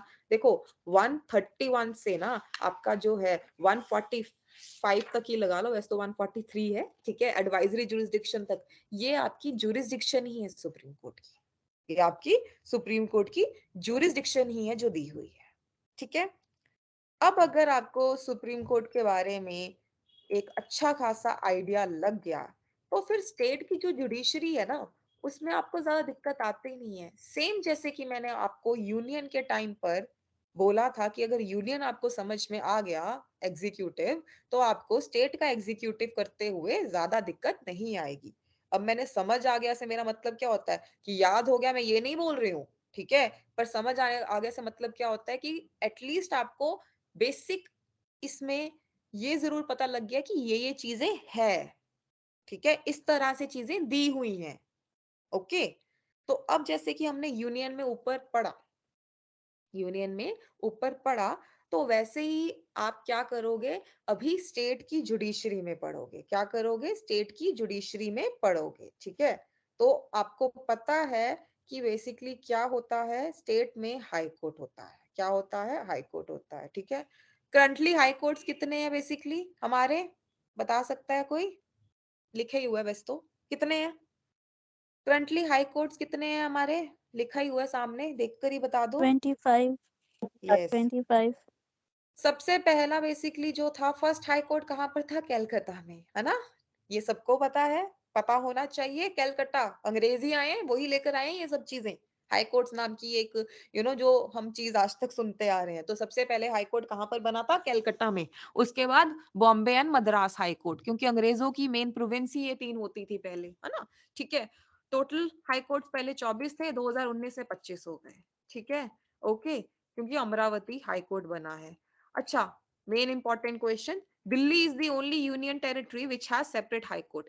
आपकी जितनी भी यूटीज है उसमें से सिर्फ दिल्ली है, ऑब्वियसली आपका नेशनल कैपिटल भी है, नो वंडर, पर है तो यूटी, है ना। तो एक लौती यूटी जिसका खुद का सेपरेट हाई कोर्ट है वो है दिल्ली, याद रखना। अब हाई कोर्ट में क्या होगा भाई, सेम हर एक हाई कोर्ट का होगा चीफ जस्टिस और उसके होंगे जजेस, अब इसमें मत याद याद करने बैठ जाना कि कितनी मैक्सिमम स्ट्रेंथ होगी, वो तो अलग अलग हुई ना हर एक स्टेट की। ठीक है, ओके। अब चीफ जस्टिस होगा और जजेस होंगे। ये लिखा भी हुआ है कि नंबर ऑफ जजेस क्या है, वो फिक्स नहीं है और वो प्रेसिडेंट की डिस्क्रिप्शन के ऊपर है। ये बहुत इंपॉर्टेंट चीज है, ध्यान रखना इस चीज का। ये स्टेटमेंट कई बार भूले भटकर आपको किसी फॉर्म में पूछ ली तो भाई जवाब उसका प्रेसिडेंट ही होगा, या अगर प्रेसिडेंट का जिक्र किया हो तो वो सही स्टेटमेंट होगी कि भाई कितने नंबर ऑफ जजेस होंगे और किस हिसाब से होंगे, ये फिक्स नहीं है। तो कौन डिसाइड करता है, किसके ऊपर हमने ये छोड़ा हुआ है, बेसिकली ये अपने प्रेसिडेंट के ऊपर छोड़ा हुआ है। कोई दिक्कत नहीं है। अब प्रेसिडेंट का जिक्र कर रही हूँ मैं, यानी कि अपॉइंटमेंट किसके थ्रू होगी, प्रेसिडेंट के थ्रू होगी। यहाँ पर गलती से भी गवर्नर उसमें मत बोल देना, गवर्नर की भी सुनी जाती है लेकिन ऑफिशियली अपॉइंटमेंट प्रेसिडेंट के द्वारा होती है। देखो भाई, हाई कोर्ट है भले, लेकिन है जज, ठीक है, वो भी हाई कोर्ट के। तो छोटा मोटा कोई ऐसा अपॉइंटमेंट नहीं रहता उनका। ठीक है, इसी को माइंड में रखना। पर उससे पहले क्वालिफिकेशन। क्वालिफिकेशन हाई कोर्ट के जज बनने के लिए क्वालिफिकेशन क्या होनी चाहिए, बहुत इंपॉर्टेंट है ये, कि सिटीजन ऑफ इंडिया होना चाहिए। बहुत अच्छी बात है। जुडिशियल ऑफिस होल्ड करने वाला कोई होना चाहिए, दैट टू 10 साल, मिनिमम 10 साल, नॉट लेस देन 10 years, ये लिखा हुआ है। या फिर बेसिकली एडवोकेट होना चाहिए 10 साल। यहाँ पर एक चीज आपको देखने को नहीं मिलेगी, और वो कौन सी चीज है, जूरिस्ट वाला जो पॉइंट हमने सुप्रीम कोर्ट में पढ़ा था। ठीक है, तो ऐसा नहीं है कि कट कॉपी पेस्ट है, थोड़े थोड़े चेंजेस जरूर है आपके। ठीक है, कि भाई जो ये जूरिस्ट वाला पॉइंट होता है ना, कि प्रेसिडेंट की नजरों में कोई अच्छा ज्ञानी बंदा जिसको बहुत ही ज्यादा ज्ञान है, वो सिर्फ सुप्रीम कोर्ट के केस में चलता है। वो किसके केस में चलता है, सुप्रीम कोर्ट के केस में चलता है। ठीक है, वो यहाँ नहीं चलता। ठीक है, ओके। अब ये सब चीजें आपको मैं क्वालिफिकेशन का बता रही हूँ, है ना, अपॉइंटमेंट का भी मैं अभी आपको बता रही हूँ, राइट। ठीक है, सबसे पहले तो देखो, एक चीज आपको ध्यान में रखनी है, एक चीज आपको ध्यान में रखनी है कि हाई कोर्ट का जो है ना, कि हर एक स्टेट का हाई कोर्ट होना चाहिए, वो आपको दिया हुआ है 214 में। कहाँ पर दिया हुआ है, 214 में। मैं आपको लिख ही देती हूँ सो दैट आपको एक रफ आइडिया लग जाए। ये आपका 214, सॉरी 14 बोल रही थी मैं, 214 यानी कि 214 से लेकर आपके जो आर्टिकल है 232 तक बहुत इंपॉर्टेंट है, स्टेट जुडिशरी से डील करते हैं आपके, यानी कि हाई कोर्ट वगैरह से। ठीक है, ये आपको ध्यान में रखना है। अब अपॉइंटमेंट जो है जजेस की, अपॉइंटमेंट जो जजेस की है वो कौन करेगा, officially by the president, officially by the president. और कैसे करेगा, देखो प्रेसिडेंट कोई भी काम अकेला नहीं करता, उसके साथ उसको एडवाइस देने के लिए या कोई ना कोई जरूर होता है ना, कोई ना कोई जरूर होता है। तो अगर चीफ जस्टिस को अपॉइंट करना है, ध्यान से सुनना, अगर चीफ जस्टिस को अपॉइंट करना है तो प्रेसिडेंट ही अपॉइंट करेगा। और किसको कंसल्ट करेगा, चीफ जस्टिस ऑफ इंडिया को, कि भाई आजो चलो किसी हाई कोर्ट का चीफ जस्टिस अपॉइंट करना है, तो तुम तो इंडिया के चीफ जस्टिस हो, तुमसे तो मैं ऑब्वियसली राय लूंगा। साथ ही में उस स्टेट के गवर्नर को, साथ ही में उस स्टेट के गवर्नर को, गवर्नर भी तो कोई चीज है ना। तो ये प्रेसिडेंट करता है। अगर बाकी जजेस को किसी को अपॉइंट करना है तो again chief justice of India को बुलाएगा कि आ जाओ वापस से भाई जजेस अपॉइंट करने हैं, गवर्नर को बुलाएगा कि तुम भी आ जाओ, और साथ में उस चीफ जस्टिस को बुलाएगा जो उस हाई कोर्ट का चीफ जस्टिस अभी आपने अपॉइंट किया है, उसको भी तो बुलाओगे। तो ये आपको ध्यान में रखना है, ये आपको ध्यान में रखना है। ठीक है, आई होप यहाँ तक आपको थोड़ा सा समझ में आया हो। अपॉइंटमेंट की बात की गई है कि अपॉइंटमेंट कैसे होती है। देखो क्वालिफिकेशन से जुड़ा हुआ, अपॉइंटमेंट से जुड़ा हुआ, राइट, जो आर्टिकल है आपका मैं लिख देती हूँ, वो है 217। कौन सा है, 217। ठीक है, ध्यान रखना। बट अगेन मैं आपको क्या बोलती हूँ कि हाई कोर्ट से कुछ ही आर्टिकल्स आपके आते हैं, 100 मतलब 1 या 2 आर्टिकल्स बहुत इंपॉर्टेंट है। एक तो मैंने 214 आपको बोला क्योंकि उसमें ये लिखा हुआ है कि हर एक स्टेट का हाई कोर्ट होना चाहिए, हर एक स्टेट का हाई कोर्ट होना चाहिए, ठीक है? अभी 226 और 227 मैं आपको बताऊँगी आगे, लेकिन चलो 217 भी ध्यान में रख लेना क्योंकि आप पढ़ रहे हो ये चीज़ कि भई अपॉइंटमेंट एंड क्वालिफिकेशन तो माइंड में आता है कि कौन से अनुच्छेद में दिया हुआ है भई ये? कौन से अनुच्छेद में दिया हुआ है? तो वो आपका 217 में दिया हुआ है, ठीक है? तो ये चीज़ आपको ध्यान में रखना है। साथ में 217 में ये भी दिया हुआ है कि बेसिकली अगर बेसिकली आप हाई कोर्ट के जज या चीफ जस्टिस बने हो तो आपकी रिटायरमेंट की एज क्या होएगी? आपकी रिटायरमेंट की एज क्या होएगी? 62। 60. ठीक है? आपकी रिटायरमेंट की एज क्या होएगी? 62। ठीक है? याद रखना ये चीज़। ओके? 62 होएगी, कोई दिक्कत नहीं है। लेकिन आप मिनिमम एज को यहाँ पर भी मेंशन नहीं की हुई, मैक्सिमम एज ही मेंशन की हुई है। ओके? ओथ के बारे में बात की गई है। अच्छा, ये बड़ा इंपॉर्टेंट है। अपॉइंटमेंट तो देखो प्रेसिडेंट करता है, लेकिन ओथ कौन दिलवाता है? गवर्नर। अपॉइंटमेंट या फिर अगर रिमूवल की बात करें तो वो प्रेसिडेंट के द्वारा होता है, ठीक है? रिमूवल का भी हम प्रोसेस आगे पढ़ेंगे, लेकिन ओथ कौन दिलवाता है? वो आपका होता है गवर्नर। बहुत इंपॉर्टेंट चीज है, मैं फिर से रिपीट कर रही हूँ सो दैट आप ना भूलो, ठीक है? अपॉइंटमेंट एंड रिमूवल, ठीक है, कौन करता है? बेसिकली किसके द्वारा करवाया जाता है? प्रेसिडेंट, ठीक है, ओके। पर ओथ कौन दिलवाता है? गवर्नर। गवर्नर को ये छोटा सा काम हमने दे दिया है, तो ये ध्यान में रखना। ओके, ओथ के बारे में 219 में, मतलब देखो मैं आपको क्या बता रही हूँ, 214 में तो ये लिखा हुआ है, अभी याद ही करवा देती हूँ, थोड़ा सा बस सुन लो। 214 में अभी ऊपर मैंने आपको क्या बताया स्टार्टिंग में ही कि there shall be a high court for each state, ये लिखा हुआ है, कोई दिक्कत नहीं है। देखो हमारे संविधान में ना हर एक चीज लिखी हुई है ताकि किसी को कोई दिक्कत ना हो, ठीक है? 217 में बेसिकली क्या है, 217 में क्या है, ये चीज लिखी हुई है कि अपॉइंटमेंट कैसे होएगी, क्वालिफिकेशन क्या है, कोई दिक्कत नहीं है, राइट? और कितने टाइम पीरियड के लिए, टर्म। ओके, रिमूवल 218 में लिखी हुई है और ओथ के बारे में 219 में लिखा हुआ है। ओथ के बारे में तो हमने अभी पढ़ लिया क्योंकि हमें इजी लगा कि ओथ कौन दिलवाता है, हम अभी सीख लेते हैं, गवर्नर दिलवाता है। अपॉइंटमेंट एंड रिमूवल कौन करता है? प्रेसिडेंट करवाता है, ठीक है, कोई दिक्कत नहीं है। अब मेन चीज जो आपको समझनी है वो ये है कि भाई रिमूवल क्या होता है इसका? हो सकता है, ऑब्वियसली हो सकता है, कोई ऐसी दिक्कत तो है नहीं, ठीक है? रिमूवल का प्रोसेस सेम है। अगर आपको ऊपर याद नहीं आया या अभी भूल गए आप कि जो मैंने अभी ऊपर सुप्रीम कोर्ट का आपको करवाया था जजेस का रिमूवल, है ना? अगर आपको बिल्कुल अभी ऐसा लगा कि सिर्फ थोड़ा-थोड़ा याद है, तो वो दोबारा से रिवाइज हो जाएगा आपका क्योंकि डिट्टो सेम है। डिट्टो सेम है। वो कैसे? देखो, अ जज can be removed by the president on the recommendation of parliament. अब ये मत कभी सोच लेना मन में कि हाई कोर्ट का जज है, स्टेट है, तो भाई यहाँ पर तो असेंबली आ जाएगी। नो, पार्लियामेंट आएगा। पार्लियामेंट जुडिशरी को क्यों छोड़ेगा? नहीं छोड़ेगा वो, है ना? अपना वो नहीं, क्योंकि प्रेसिडेंट है साथ में जुड़ा हुआ, तो प्रेसिडेंट ही रिमूव कर सकता है। लेकिन ऑब्वियसली वो पार्लियामेंट का क्या करेगा? रिकमेंडेशन लेगा और पार्लियामेंट में वही 2 ग्राउंड्स जो ऊपर पड़े थे। क्या थे 2 ग्राउंड्स? प्रूव्ड इनक मतलब मिसबिहेवियर एंड इनकैपेसिटी, ठीक है? ये वाला ध्यान में रखना है आपको कि बंदा क्या है? इनकैपेबल है, मिसबिहेवियर कर रहा है, व्यवहार अच्छा नहीं है, अपनी ड्यूटीज को प्रॉपर्ली नहीं निभा सकता। 2 ग्राउंड्स वही हैं, ध्यान रखना इस चीज का। 2 ग्राउंड्स आपके वही हैं, ध्यान रखना इस चीज का, ये बहुत इंपॉर्टेंट है।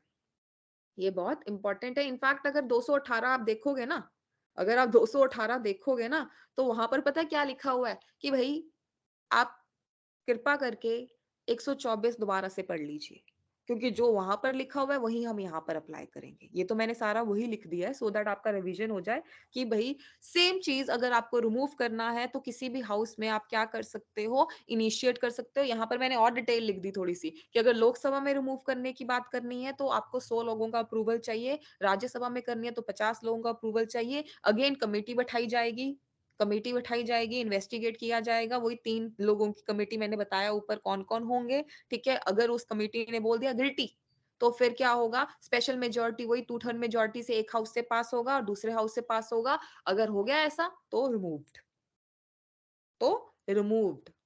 इन शॉर्ट भाई, आपसे कोई पूछ ही ले तो आप सिंपल उसके मुंह पे बोल सकते हो कि भाई जज हो चाहे आपका सुप्रीम कोर्ट का चाहे आपका हाई कोर्ट का, रिमूवल उसका होगा पार्लियामेंट के थ्रू, 2 ग्राउंड्स दिए हुए हैं, बात खत्म हुई वहां पर, ठीक है। और एक इंक्वायरी कमेटी जरूर बिठाई जाती है क्योंकि जज है भाई, ऐसा कोई बंदा नहीं है जिसको कभी भी निकाल दो आप, राइट। तो इंक्वायरी जरूर बिठाई जाती है सो दैट कोई क्वेश्चन ना करे कि मुझे कैसे निकाल दिया गया या इस जज को कैसे निकाल दिया गया। तो अगर ऐसा कोई क्वेश्चन करेगा तो उसको बताया जा सकता है कि भाई सुन लो, प्रॉपर तरीके से कमेटी बिठाई गई थी, कमेटी ने बोला है, ठीक है। और कमेटी में कोई छोटे मोटे बंदे नहीं है, इंपॉर्टेंट ही बड़े लोग ही बैठे हैं। तो ये सारी चीजें आपको ध्यान में रखनी है, ठीक है। ये सारी चीजें आपको ध्यान में रखनी है। मैं फिर से रिपीट कर रही हूं, अपॉइंटमेंट और रिमूवल, पार्लियामेंट, ओथ, गवर्नर, ठीक है। यहां तक क्लियर हो गया? एक बार बता दीजिए। आई होप थोड़ा सा आपको सुप्रीम कोर्ट का भी रिवाइज हो गया होगा और अब आप नहीं भूलोगे कि भाई क्या बात हो रही है और किस तरह से हो रही है। एक बार बता दीजिए क्योंकि फिर इसके बाद ज्यादा नहीं बचा, सिर्फ आपका Yes, एक ma'am. छोटा सा ही पोर्शन और बचा है आपका, ठीक है। देखो सैलरीज ऑफ द जजेस ऑफ हाई कोर्ट 221 में दिया हुआ है, नॉट सो इम्पोर्टेंट, छोड़ सकते हो। हाँ, 2 और आर्टिकल जो बहुत इंपॉर्टेंट होते हैं आपके, हालांकि मैंने एक का ही जिक्र किया हुआ है जुरिस्डिक्शन में 226 का, लेकिन 227 भी इंपॉर्टेंट होता है, मैं अभी बता देती हूँ आपको। देखो भाई, जुरिस्डिक्शन ऑफ हाई कोर्ट में आपको डिटेल में जाने की ज्यादा जरूरत नहीं है, ओके। आपको डिटेल में जाने की ज्यादा जरूरत नहीं है। आपको सिर्फ इतना चीज ध्यान में रखनी है कि भाई 226 जो है वो बहुत इंपॉर्टेंट है, रीजन बीइंग क्योंकि 226 में ये बोला गया है कि हाई कोर्ट के पास भी पावर है कि वो रिट इश्यू कर सकता है, चाहे किसी के फंडामेंटल राइट्स की बात हो रही हो, यानी कि मौलिक अधिकारों के बारे में बात हो रही हो, या कोई किसी के लीगल राइट्स वायलेट हो रहे हो। इसका मतलब क्या है? अगर आपको अनुच्छेद 32 याद होगा तो वहां पर सुप्रीम कोर्ट के पास पावर होता है कि वो क्या कर सकता है, रिट इश्यू कर सकता है। जिसको नहीं पता रिट क्या होते हैं, रिट एक प्रॉपर तरीके से ऑर्डर होता है जो आपका सुप्रीम कोर्ट या आपका हाई कोर्ट क्या कर सकता है, पास कर सकता है। 5 प्रकार के होते हैं, कौन से होते हैं अभी हम देख लेते हैं उनको, ठीक है, ओके। लेकिन याद रखो 32 में सुप्रीम कोर्ट कर सकता है, लेकिन सुप्रीम कोर्ट सिर्फ फंडामेंटल राइट्स को लेकर रिट इशू कर सकता है, लेकिन हाई कोर्ट बाकी राइट्स को लेकर भी रिट इशू कर सकता है। तो ये बोला जाता है कि हाई कोर्ट की जो रिट की पावर है ना वो सुप्रीम कोर्ट से ज्यादा है। तो ये सही बोला जाता है। मैं फिर से रिपीट कर रही हूँ, हाई कोर्ट की जो रिट की पावर है ना वो सुप्रीम कोर्ट से ज्यादा है, तो ये सही बोला जाता है, ये गलत नहीं बोला जाता, ये गलत नहीं बोला जाता, ठीक है। ध्यान रखना इस चीज का, ये इंपॉर्टेंट है आपके लिए। 226 में ये चीज लिखी हुई है, बस इतना ही ध्यान रखना है। रिट कितने प्रकार के हैं? 5 प्रकार के हैं। कौन कौन से हैं? सबसे पहले आता है हेबियस कॉर्पस। सबसे पहले क्या आता है? Habeas corpus. बहुत ही इजी लैंग्वेज में, आसान भाषा में समझा रही हूँ मैं, ज्यादा डिटेल में आपको लेकर नहीं जाऊंगी, ठीक है, क्योंकि आपके लिए सिर्फ इनके मीनिंग जो है वो इंपॉर्टेंट है। हेबियस कॉर्पस, कॉर्पस का मतलब क्या होता है? बॉडी, ठीक है। हेबियस कॉर्पस मींस अगर किसी व्यक्ति ने किसी को बिना मतलब के कहीं पर बांध कर बंद कर रखा है, बंद कर रखा है, से फॉर एग्जाम्पल आपको ही पता लग जाए कि आपकी लोकेलिटी में किसी ने किसी को बंद करके रखा है, इतने दिन से घर पे ही बंद करके रखा है, तो आप क्या कर सकते हो? हाई कोर्ट जा सकते हो 226 के अंडर, या सीधा 32 के अंडर सुप्रीम कोर्ट जा सकते हो कि भाई इस बंदे को ऐसा बंद करके रखा हुआ है। तो फिर जो हाई कोर्ट है, हम अभी हाई कोर्ट की बात कर रहे हैं, हाई कोर्ट क्या करेगा? रिट इशू करेगा हेबियस कॉर्पस का, उसको प्रोड्यूस करो उसकी बॉडी, भाई ऑर्डर पास करना। हेबियस कॉर्पस का मतलब क्या होता है? To produce a body, to have a body, ठीक है। कि भाई अगर किसी को इलीगली डिटेन करके रखा है, अरेस्ट करके रखा है, इलीगली बोल रही हूँ, पुलिस वाले अरेस्ट करते हैं वो लीगल होता है, ठीक है। मैं इलीगली की बात कर रही हूँ, इलीगल बात कर रही हूँ, जो इलीगली अगर किसी को डिटेन करके रखा है, तो ये ध्यान में रखना है। तो हाई कोर्ट क्या कर सकता है? हेबियस कॉर्पस का रिट इशू कर सकता है। वैसा ही एक आपका रिट होता है मैंडमस। क्या होता है? मैंडमस। मैंडमस का मतलब क्या होता है? कमांड। मैंडमस का मतलब क्या होता है? कमांड। आपने कहीं पर जाकर पासपोर्ट बनाना है, पासपोर्ट छोड़ो, आपने आधार कार्ड बनाना है, ठीक है, सरकारी दफ्तर में गए हो, लेकिन उन्होंने आपके साथ ऑफिस ऑफिस खेल लिया, ठीक है, आपका काम नहीं कर रहे हैं वो, तो आपका राइट वायलेट हो रहा है। आपको लाइसेंस बनाना है, आधार कार्ड बनाना है, आपका अलग तो राइट वायलेट होता है। तो आप जा सकते हो हाई कोर्ट कि मेरे साथ तो ऐसा हो रहा है भाई, तो फिर हाई कोर्ट क्या करेगा, रिट इशू करेगा मैंडेमस का, और जिसमें वो क्या करेगा, बेसिकली कमांड करेगा। क्या करेगा, कमांड करेगा। किसी भी इंफीरियर कोर्ट को कर सकता है वो, अगर सुप्रीम कोर्ट ये रिट इशू करता है तो वो हाई कोर्ट को कर सकता है, हाई कोर्ट अगर करता है तो वो सबऑर्डिनेट कोर्ट को कर सकता है, या फिर किसी भी पब्लिक या स्टैट्यूटरी ड्यूटी के लिए किसी को बोल सकता है। ये आपको ध्यान में रखना है, ठीक है, ये आपको ध्यान में रखना है। मैंडेमस का मतलब क्या होता है, कमांड करना। कोई काम नहीं कर रहा, उसको कमांड करना कि ये काम तुम्हारा है, तुम्हें करना पड़ेगा, तुम ऐसे नहीं बोल सकते कि तुम नहीं करोगे, तुम ऐसे नहीं बोल सकते कि तुम नहीं करोगे, ठीक है। मैंडेमस याद रखना, कमांड करना, ऑर्डर देना। फिर होता है प्रोहिबिशन। प्रोहिबिशन तो सबको पता ही है, बंद, मतलब प्रोहिबिशन का मतलब क्या होता है, मैं ये नहीं कह रही रिट का मतलब पता होगा, लेकिन प्रोहिबिशन एक शब्द है, रोकना किसी को, है ना, क्या करना, रोकना किसी को। तो ये क्या होता है आपका, प्रोहिबिशन का मतलब क्या होता है कि जब एक सुपीरियर कोर्ट एक इंफीरियर कोर्ट को क्या करता है, बेसिकली रोकता है, अगर वो अपने जुरिस्डिक्शन यानी कि अपने दायरे से बाहर जा रहा है। हर एक कोर्ट के पास एक जुरिस्डिक्शन होती है कि वो इतने तक के मामले सुन सकता है, इतनी ही सजा सुना सकता है। जैसे कि मैंने बोला, ठीक है, कि एक पर्टिकुलर लिमिट होती है, चाहे आपका कोई भी कोर्ट हो। तो अगर कोई कोर्ट अपने जुरिस्डिक्शन से बाहर जाकर कोई काम कर रहा है, तो फिर एक रिट इशू किया जाता है कि हम आपको प्रोहिबिट, मतलब आपको रोक रहे हैं, आप ऐसा नहीं कर सकते, आपने ये गलत किया है, आपने ये गलत किया है। इसी के साथ जुड़ा होता है सर्शरी। सर्शरी भी क्या होता है, बेसिकली ध्यान रखना, कोई इंफीरियर कोर्ट है, कोई इंफीरियर कोर्ट है और ऐसा दिख रहा है साफ कि उसने ये बेसिकली कुछ गलत कर दिया है, ठीक है, तो उसको बोला जाता है कि भाई हमें बताया जाए, हम इस ऑर्डर के बारे में जानना चाहते हैं कि आपने ये कैसे दे दिया, आपने ये कैसे दे दिया। हम स्क्वैश करते हैं इस चीज को, हम इस चीज को नहीं मानते हैं। अगेन मैं एक चीज आपको बताना चाहती हूँ, प्रोहिबिशन और सर्शरी ये दोनों ही सुपीरियर एंड इंफीरियर कोर्ट्स की बात हो रही है। यहाँ पर सुपीरियर कोर्ट्स जो होंगे, उच्च न्यायालय जो होंगे, वो अपने से जो उनके सबऑर्डिनेट होंगे, इंफीरियर होंगे, तो उनको वो क्या करेंगे, ऑर्डर पास कर सकते हैं, ठीक है। तो ये चीज आपको ध्यान में रखनी है, ये चीज आपको ध्यान में रखनी है। सर्शरी का, प्रोहिबिशन का मतलब होता है टू प्रोहिबिट, मतलब रोकना, ठीक है, ये आपको ध्यान में रखना है, प्रोहिबिट, ओके। और सर्शरी का मतलब होता है टू सर्टिफाई, कि बताओ ये क्यों किया आपने, टू सर्टिफाई, ठीक है, कैसे किया, ये किस बेसिस पे किया आपने। और एक लास्ट आता है आपका क्यो वरंटो, एक लास्ट आता है आपका क्यो वरंटो, बाय व्हाट अथॉरिटी। इसका मतलब क्या होता है, बाय व्हाट अथॉरिटी, यानी कि ये जो आपने काम किया है, आपके पास क्या अथॉरिटी थी इस काम को करने के लिए, आपके पास क्या अथॉरिटी थी इस काम को करने के लिए, काइंडली हमें बताया जाए, काइंडली हमें बताया जाए कि क्या आपके पास अथॉरिटी थी।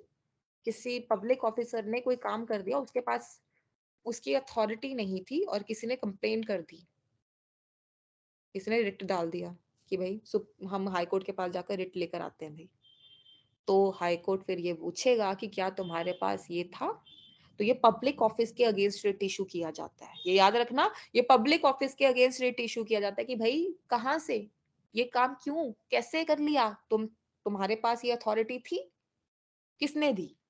तो ये आपको ध्यान में रखना है। रिट से ना आपको एक चीज समझ में आ रही होगी, जितने ही मैंने अभी आपको बताए ये 5 प्रकार के रिट, कि यहाँ पर बेसिकली जो आपका कोर्ट है वो पूछ रहा है, या फिर एक ही रिट है आपका हेबियस कॉर्पस, जहां पर भाई बंदे को लाने को बोला जा रहा है कि लेकर आओ, ऐसे कैसे तुमने बंद कर दिया, मतलब कुछ गलत होने से रोका जा रहा है, तो ऐसा तो सीधा ही किया जाएगा ना। ये आपको बेसिकली रिट ऐसा नहीं है कोई अलग से इसकी कोई फुल फॉर्म है, ये एक ही शब्द है रिट, है ना। तो वो 5 प्रकार के जो रिट है वो बेसिकली इसीलिए डाले गए हैं ताकि किसी के मौलिक अधिकार या बाकी जो उनके लीगल अथॉरिटीज है वो उनकी या लीगल राइट्स जो है बेसिकली वो वायलेट ना हो, और जो अथॉरिटीज है वो किसी चीज का मिसयूज ना करें, वो किसी चीज का मिसयूज ना करें।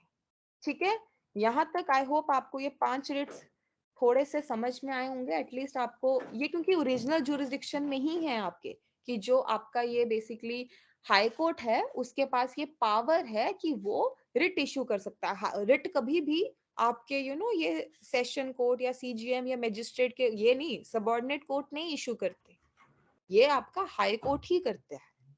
तो ये आपको ध्यान में रखना है। ठीक है, 226 में ये रिट के बारे में बात की गई है। और 227 ये बहुत इंपॉर्टेंट है। 227 क्या कहता है बेसिकली, जैसे 141 पढ़ा था ना हमने अभी ऊपर सुप्रीम कोर्ट के केस में, कि सुप्रीम कोर्ट कोई भी जजमेंट लेगा करेगा तो वो बाकी कोर्ट्स पे पूरी कंट्री के क्या होगा, बाइंडिंग होगा। वैसे ही आपका आर्टिकल क्या है 227 227 है कि भाई हाई कोर्ट जो है ना वो सुप्रीडेंट है, बाकी जितने भी कोर्ट्स उस स्टेट में होंगे सबऑर्डिनेट डिस्ट्रिक्ट कोर्ट जो होंगे वो हाई कोर्ट के नीचे आएंगे, वो हाई कोर्ट के नीचे आएंगे। ओके, यहां तक क्लियर हुआ, एक बारी बता दीजिए। Yes. चलो, आई नो आप लोग थोड़े से बोर भी हो गए होंगे, बस अब ज्यादा कुछ नहीं बचा है। मेन जो आपके 2 आर्टिकल्स थे वो आपने किए, इनफैक्ट आपने बल्कि 217 18 19 भी पढ़ लिया, वो भी इंपॉर्टेंट था। क्वालिफिकेशन अपॉइंटमेंट वगैरह ओथ वगैरह रिमूवल वो भी आपने देख लिया। अब हम बस एपेलेंट जुरिस्डिक्शन की बात कर लेते हैं। एपेलेंट जुरिस्डिक्शन वैसे इतना इंपॉर्टेंट नहीं है आपके लिए, कोई पूछता नहीं है, बट आपको पता है अपील के थ्रू जा सकता है, राइट? क्यों? क्योंकि ऑब्वियसली जितने भी आपके सेशन या एडिशनल सेशन वगैरह है वो इम्प्रिजनमेंट उनका एक लेवल तक ही है, और डेथ सेंटेंस तो वो दे ही नहीं सकते। डेथ सेंटेंस वगैरह तो हाई कोर्ट से ही कंफर्म करवाना पड़ता है किसी भी पर्सन को, तो एप्लेंट में इतना मत जाना। एक और चीज जो आप लास्ट देख सकते हो वो है आपका आर्टिकल 229। 229 भी वैसे कुछ खास इतनी बात नहीं करता। अब हाई कोर्ट है, जैसे मैंने बोला था सुप्रीम कोर्ट है तो उसके विद इन तो ऑफिस भी होंगे, ऐसे ही हाई कोर्ट है, क्लर्क वगैरह एडमिनिस्ट्रेटिव डिपार्टमेंट एंड इतना कुछ होता है या नहीं होता। तो एडमिनिस्ट्रेटिव जो मैटर्स बेसिकली कंट्रोल होता है, सुपरवाइजरी फंक्शन होता है, वो भी हाई कोर्ट्स के पास होता है, क्योंकि उन्हें करना पड़ता है, उनको एडमिनिस्ट्रेशन भी देखनी पड़ती है, उनको ये सब चीजें देखनी पड़ती है। ठीक है, तो सीजी जो होता है, सीजेआई बोल रही हूँ मैं, चीफ जस्टिस जो हाई कोर्ट का होता है आपका, वो ऑफिसर्स एंड सर्वेंट्स को अपॉइंट करता है, करना ही पड़ता है, मेंबर्स को अपॉइंट करना पड़ता है, स्टाफ को अपॉइंट करना पड़ता है। हाई कोर्ट का डायरेक्ट कंट्रोल होता है अपने स्टाफ के ऊपर, अपने मेंबर्स के ऊपर। 200 जो आपका 29 है, यानी कि आर्टिकल 229 में ये चीज दी हुई है। इनफैक्ट 227 भी थोड़ा सा इसी चीज के बारे में बात करता है कि भाई 227 आपने ऊपर देखा ही है कि हाई कोर्ट का जो बाकी सबऑर्डिनेट कोर्ट्स हैं उनके ऊपर जो पावर है, वैसे ही हाई कोर्ट का 229 में अपने स्टाफ के मेंबर्स के ऊपर पावर है। ठीक है, सिंपल, और कुछ नहीं। बाकी हाई कोर्ट में कोई भी चीज होती है तो वो कोर्ट ऑफ रिकॉर्ड की तरह रखी जाती है सबऑर्डिनेट कोर्ट्स के लिए, क्योंकि वो रेफर करते हैं, वो रेफर करते हैं। ठीक है, एंड इसके बाद power of judicial review, last चीज अगर हम देखना चाहते हैं जुडिशियल रिव्यू की पावर, तो वो तो हमने देख ही ली है कि भाई हाई कोर्ट के पास 226 227 जो है वो तो इम्पोर्टेंट है। साथ ही में आर्टिकल 13 जो रूल ऑफ लॉ की हम बात करते हैं, उसमें भी जुडिशियल रिव्यू के बारे में बात की गई है कि भाई ये पावर है कि कुछ अगर गलत हो जाए तो उसको रिव्यू किया जा सकता है। ठीक है, ऑब्वियसली उसको चेंज भी किया जा सकता है। तो एक्सप्रेसली तो आर्टिकल 13 और 226 में और 32 में, ये तो चलो मैं 26 226 सिर्फ हाई कोर्ट के केस के लिए बता रही हूँ, लेकिन 32 में भी ये चीज है। ये आर्टिकल्स क्योंकि उसी चीज को ठीक करने में हेल्प करते हैं, रिट उसी चीज को ठीक करने में हेल्प करता है आपकी। ठीक है, तो ये आपको ध्यान में रखना है, ये आपको ध्यान में रखना है। देखो हाई कोर्ट के केस में ना, आपको मैं फिर से रिपीट कर रही हूँ, 214, चाहे कहीं पे लिख लो, चाहे याद अगर रिवाइज करना है दोबारा से रिकॉर्डिंग सुन लेना, लेकिन याद रखना ये चीज 214, ठीक है, 217 18 19, ये याद रखना। ठीक है, 217 18 19, 221 नॉट सो इम्पोर्टेंट, 221 इतना इंपॉर्टेंट नहीं है। फिर 200 बेसिकली क्या है, 26 एंड 27, ये तो बहुत ही इंपॉर्टेंट, ये तो बहुत ही इंपॉर्टेंट है। अच्छा, ऐसा नहीं है कि यहाँ पर एक्टिंग चीफ जस्टिस नहीं अपॉइंट होता, 2023 में उसके बारे में बात की गई है। ठीक है, ऐसा नहीं है कि chief justice of high court अगर नहीं है तो हाई कोर्ट खाली होगा। एक्टिंग चीफ जस्टिस यहाँ पर भी होता है, लेकिन इतना इंपॉर्टेंट नहीं है। वैसे वहां उसकी बात 223 में की गई है। ठीक है, इतना कुछ है नहीं, इतना इंपॉर्टेंट। बस एक और चीज जो आपको लास्ट में यहाँ पर मैं दोबारा से ही रिपीट कर रही हूँ, वो यही है कि कितने जजेस होंगे, कैसे होंगे, वो president time to time decide करता है। ठीक है, और एक और चीज, रिमूवल का जो प्रोसेस है वो बिल्कुल सेम है और 2 ही ग्राउंड्स हैं। कितने ग्राउंड्स हैं? 2 ही ग्राउंड्स हैं। ठीक है, यहां तक क्लियर हुआ? अच्छा, एक ना लास्ट चीज ध्यान में रख लेना, 2 स्टेट्स का एक हाई कोर्ट हो सकता है? 2 स्टेट्स का एक Yes, हाई कोर्ट ma'am. हो सकता है? हो सकता हो है ना? सकता है। हाँ, हो सकता है। यस। इसका आर्टिकल, ये चीज आपको ध्यान में रखना है, ये इंपॉर्टेंट है क्योंकि मैं बोल रही हूँ आपको। ठीक है, 2 स्टेट्स का आपका जो हाई कोर्ट है वो हो सकता है आपका, वो दिया हुआ है, मैं लिख ही देती हूँ, ये लास्ट में बता रही हूँ मैं आपको। 2 स्टेट्स का जो हाई कोर्ट है वो आपका दिया हुआ है 231 में। 231 में, ठीक है, कि बेसिकली कॉमन 2 स्टेट्स का, जैसे पंजाब एंड हरियाणा का है, 3 स्टेट्स का भी है आपका, 2 या 2 से ज्यादा स्टेट्स का अगर हाई कोर्ट है तो वो बेसिकली क्या हो सकता है, बन सकता है। ठीक है, ये क्या हो गया, जस्ट अ सेकेंड। ठीक है, आर्टिकल, ये सॉरी, ये कुछ हो रहा है इसमें गड़बड़, कोई बात नहीं। मैं वैसे आपको बता रही हूँ, क्या बता रही हूँ कि भाई 2 स्टेट्स का जो कॉमन हाई कोर्ट के बारे में हम सुनते हैं, 2 या 2 से ज्यादा स्टेट्स का हाई कोर्ट हो सकता है, तो वो इसलिए लिखा जाता है, रीजन बीइंग बिकॉज वो 231 आर्टिकल है आपका 231। ठीक है, वहां पर लिखा हुआ है वो चीज। ठीक है, वो चीज लिखी हुई है आपका कि आर्टिकल, ये याद रख लेना बस, ये याद रख लेना, ये इंपॉर्टेंट है आपका। ठीक है, establishment of common high court, establishment of common high court, बस ये चीज आपको ध्यान में रखनी है और कुछ नहीं है इसमें। ठीक है, बाकी सुप्रीम कोर्ट के केस में जो जो चीजें मैंने आपको बताई हैं वो आपको पता होनी चाहिए। एक बारी आप प्लीज इसको क्या कर लेना, रिवाइज कर लेना। ठीक है, और कुछ भी आपको डाउट हो तो काइंडली इस बारे में पूछ लेना, क्योंकि आपको पता है जुडिशरी है, एक क्वेश्चन तो आपका आएगा ही आएगा इससे। ठीक है, एक क्वेश्चन तो आप उम्मीद आराम से कर सकते हो कि इसमें से आपका आएगा ही आएगा, एंड वो कहीं से भी आ सकता है, बट जितने भी हमने मेजर पॉइंट्स आज कवर किए हैं ऑब्वियसली उसी में से आएगा, क्योंकि उससे ज्यादा कुछ इतना है भी नहीं इसमें। ठीक है, यहाँ तक क्लियर हुआ सबको? किसी को कुछ पूछना है तो वो पूछ सकता है। ये वाला आर्टिकल बस याद रख लेना, मैं हाईलाइट ही कर देती हूँ। ठीक है,